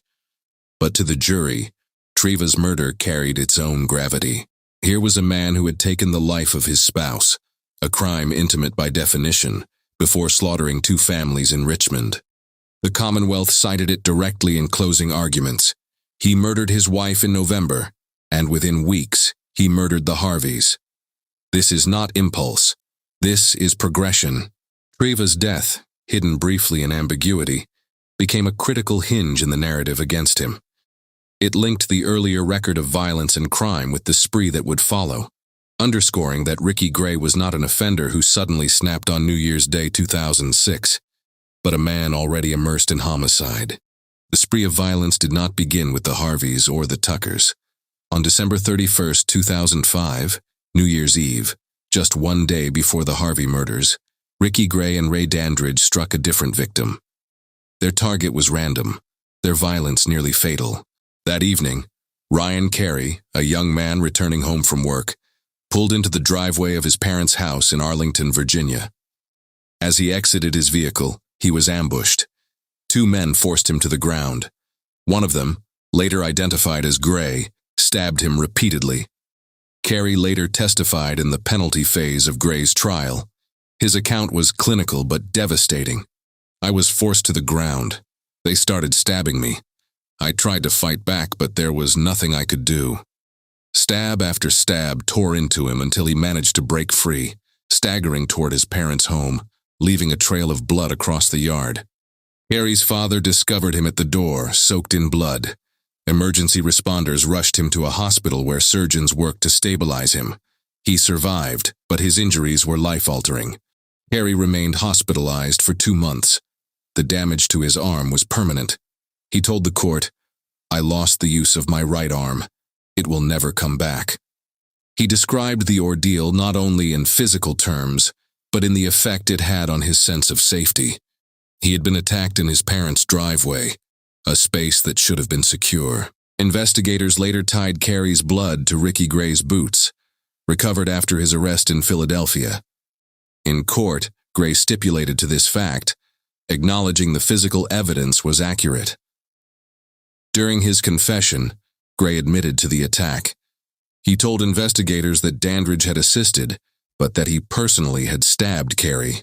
This incident, less than 24 hours before the Harvey family was murdered, illustrated the continuum of violence prosecutors emphasized. Assistant Commonwealth's attorneys presented the Carey attack as proof of Gray's escalating pattern: random victimization, escalating brutality, and complete disregard for human life. One prosecutor described the sequence to jurors in stark terms. On New Year's Eve, he tried to kill a stranger. On New Year's Day, he killed an entire family. The progression is not coincidence. It is who he is. On the morning of January 1, 2006, Ricky Gray, his nephew Ray Dandridge, and their accomplice Ashley Baskerville drove through Richmond in Gray's van. They were, by Gray's own admission, looking for a house to rob. They came upon the residence of Brian and Catherine Harvey at 8-12 West 31st Street. Brian was a well-regarded local musician, and Catherine was the co-owner of a Richmond boutique. Inside the house with them was their 4-year-old daughter Ruby. Their 9-year-old daughter Stella was away at a slumber party. The killers noticed the Harveys' front door ajar. Gray and Dandridge entered and quickly gained control of Catherine, Brian, and Ruby, forcing them into the basement. Gray later admitted in his statement that he used electrical cords to bind Brian's wrists behind his back and tie his ankles together. Clear packing tape was applied over the victims' mouths. As the Harveys were being secured, the front door opened. Kirsten Perkinson, a family friend, had arrived to drop off Stella and her own daughter Grace Lynn after a sleepover. Catherine, hearing the noise, pleaded with Gray for permission to go upstairs. He allowed it. Perkinson later testified that she saw Catherine running up the stairs from the basement, describing her appearance as pale and ashen. Stella darted past her mother and into the basement. Catherine blocked Grace Lynn from following, telling Perkinson she did not feel well. Perkinson and her daughter left the house, unaware of what was unfolding below. Downstairs, Gray now had all 4 members of the Harvey family under control. Gray initially assured the Harveys that he and Dandridge only intended to take valuables. According to his confession, he told them, Everything will be okay." Catherine attempted to comfort her daughters and told Gray directly that he should take what he wanted and leave. But what followed was methodical violence. Gray produced a razor knife and cut Catherine's throat. He then cut Ruby's, Stella's, and Brian's. When the wounds did not immediately silence them, he panicked. In his own words to police, "I started cutting their throats and they kept getting up and they were scaring me. I remember seeing the hammer and picking it up, and then I was just hitting them all with the hammer. All I know is nobody was moving when I left out there." Detective Dwyer testified that the basement contained the evidence of this sequence: 2 claw hammers, 2 broken wine bottles, a knife handle separated from its blade, and scattered tape. The autopsies cataloged the injuries in detail. Brian Harvey, 8 knife wounds to the throat and chin, 6 hammer strikes to the skull, severe 3rd-degree burns. Cause of death: blunt force trauma to the head. Catherine Harvey, knife wounds to chest, neck, and back, multiple hammer strikes to the skull, including a fracture above the eyes that caused bleeding behind them. Cause of death: blunt force head trauma. Ruby Harvey, age 4, throat cut through to the trachea, skull fracture with brain tissue extruding, stab wounds through the ribs into the lungs. Cause of death: head injuries and lung penetration. Stella Harvey, age 9, 6 incisions to the neck severing the trachea and esophagus, skull trauma so severe that brain tissue was exposed. Cause of death: combined smoke inhalation, carbon monoxide poisoning, and head trauma. Once convinced that the family was dead, Gray and Dandridge doused the basement with wine taken from the home, setting it alight with a match. They left with items they had stolen, including a computer, Brian's wedding ring, and household goods. At 1:45 p.m., family friend John Hott arrived at the house for a New Year's Day gathering.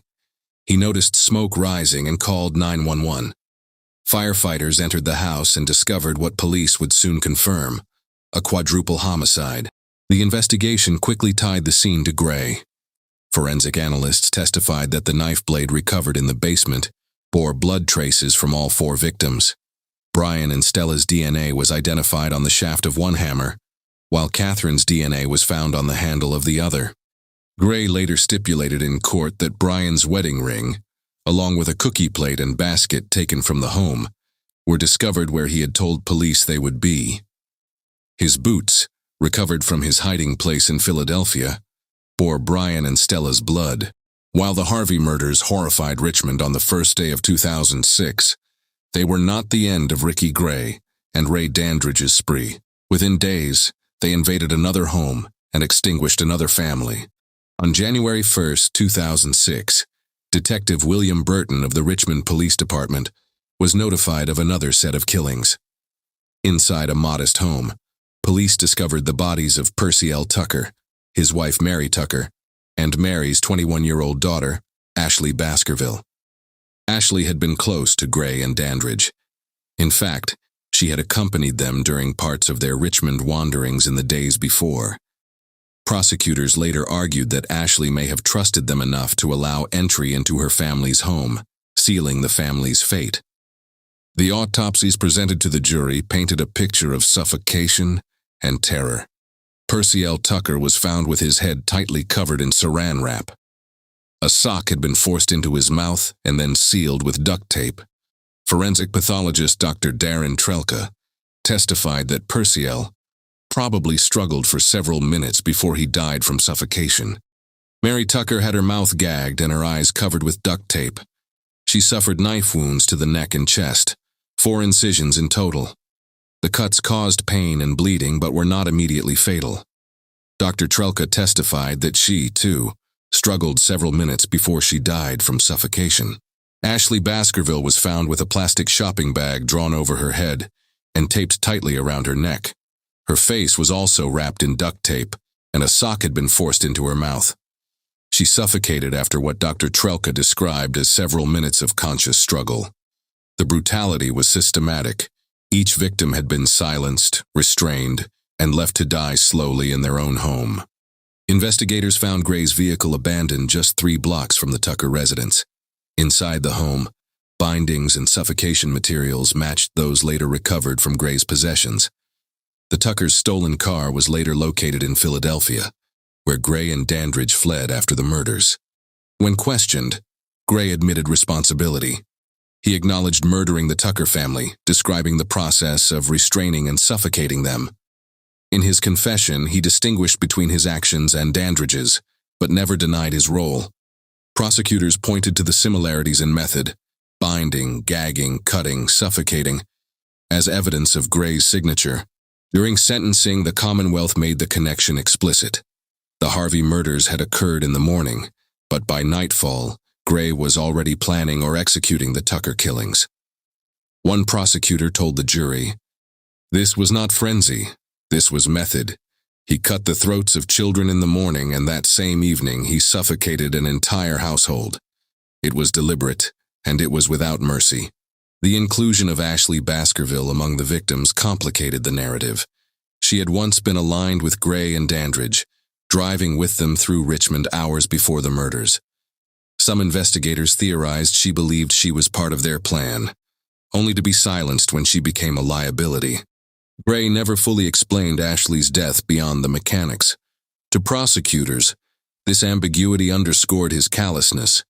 He could slaughter even an associate, someone he had eaten meals with days earlier when it suited him. In the days following the Harvey and Tucker Baskerville murders, Richmond police pursued a flood of leads. Less than a week after New Year's Day, a tip identified Ricky Gray as a suspect. Investigators tracked him to Philadelphia, Pennsylvania, where he was believed to be hiding in a residence connected to family. Richmond detectives contacted the Philadelphia Police Department, requesting assistance. Surveillance confirmed the presence of a vehicle tied to the murders. In the early hours of January 7, 2006, a search warrant was secured. At dawn, a Philadelphia SWAT team descended on the address. The house was entered with tactical precision. Officers moved room by room until they reached the basement. There, crouched behind a water heater in an unlit corner, was Ricky Gray. Officer James Jonas, one of the arresting officers, later described the moment in testimony. "He was hiding in the dark, crouched behind the water heater. When I ordered him to show his hands, he smirked at me."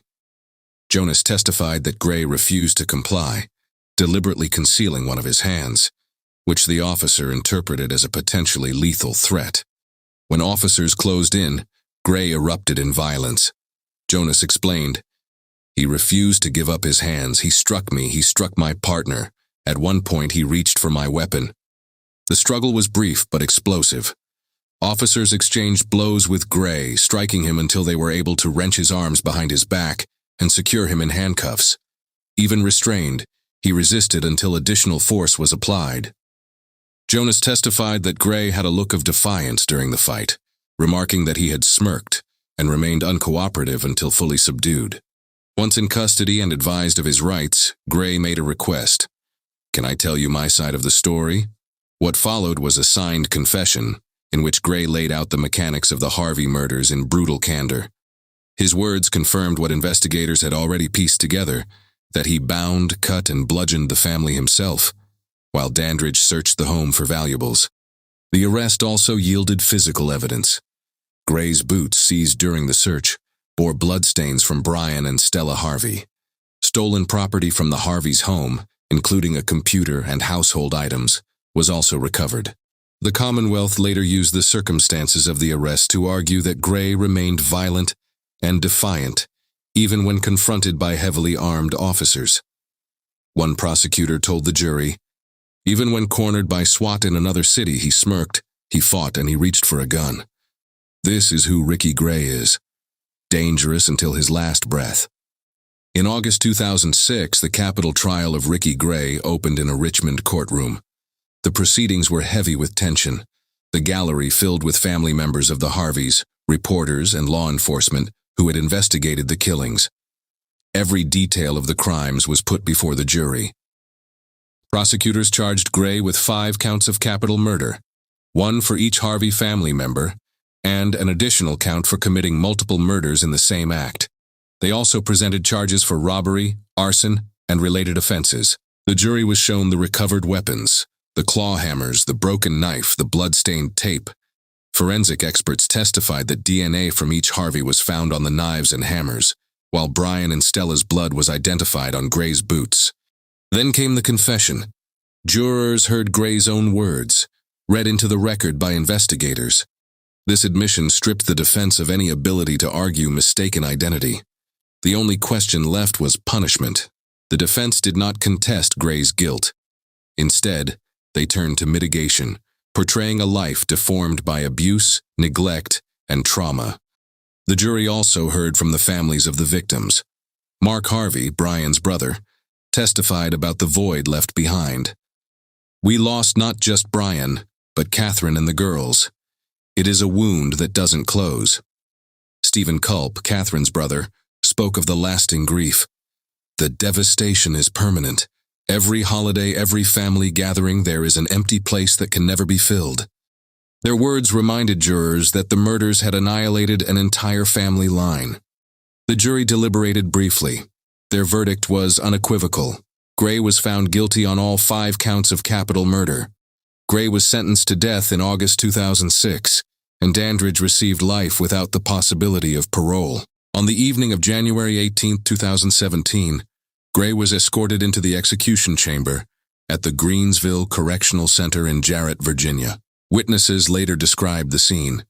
He was strapped to the gurney, intravenous lines inserted into his arms. When asked if he had final words, Gray said nothing. At 9:42 p.m., the lethal injection began. A sedative flowed first, followed by the paralytic and the final agent. Gray's chest rose and fell unevenly. His lips quivered briefly, then his body grew still. He was pronounced dead at 9:42 p.m. For the families of the victims, the execution marked the end of legal proceedings but not of grief.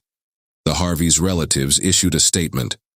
"There is no sense of victory here, only the permanent absence of those we loved." The Tucker family, too, acknowledged the execution but emphasized the loss. "The pain remains. The absence remains. The sentence does not bring them back."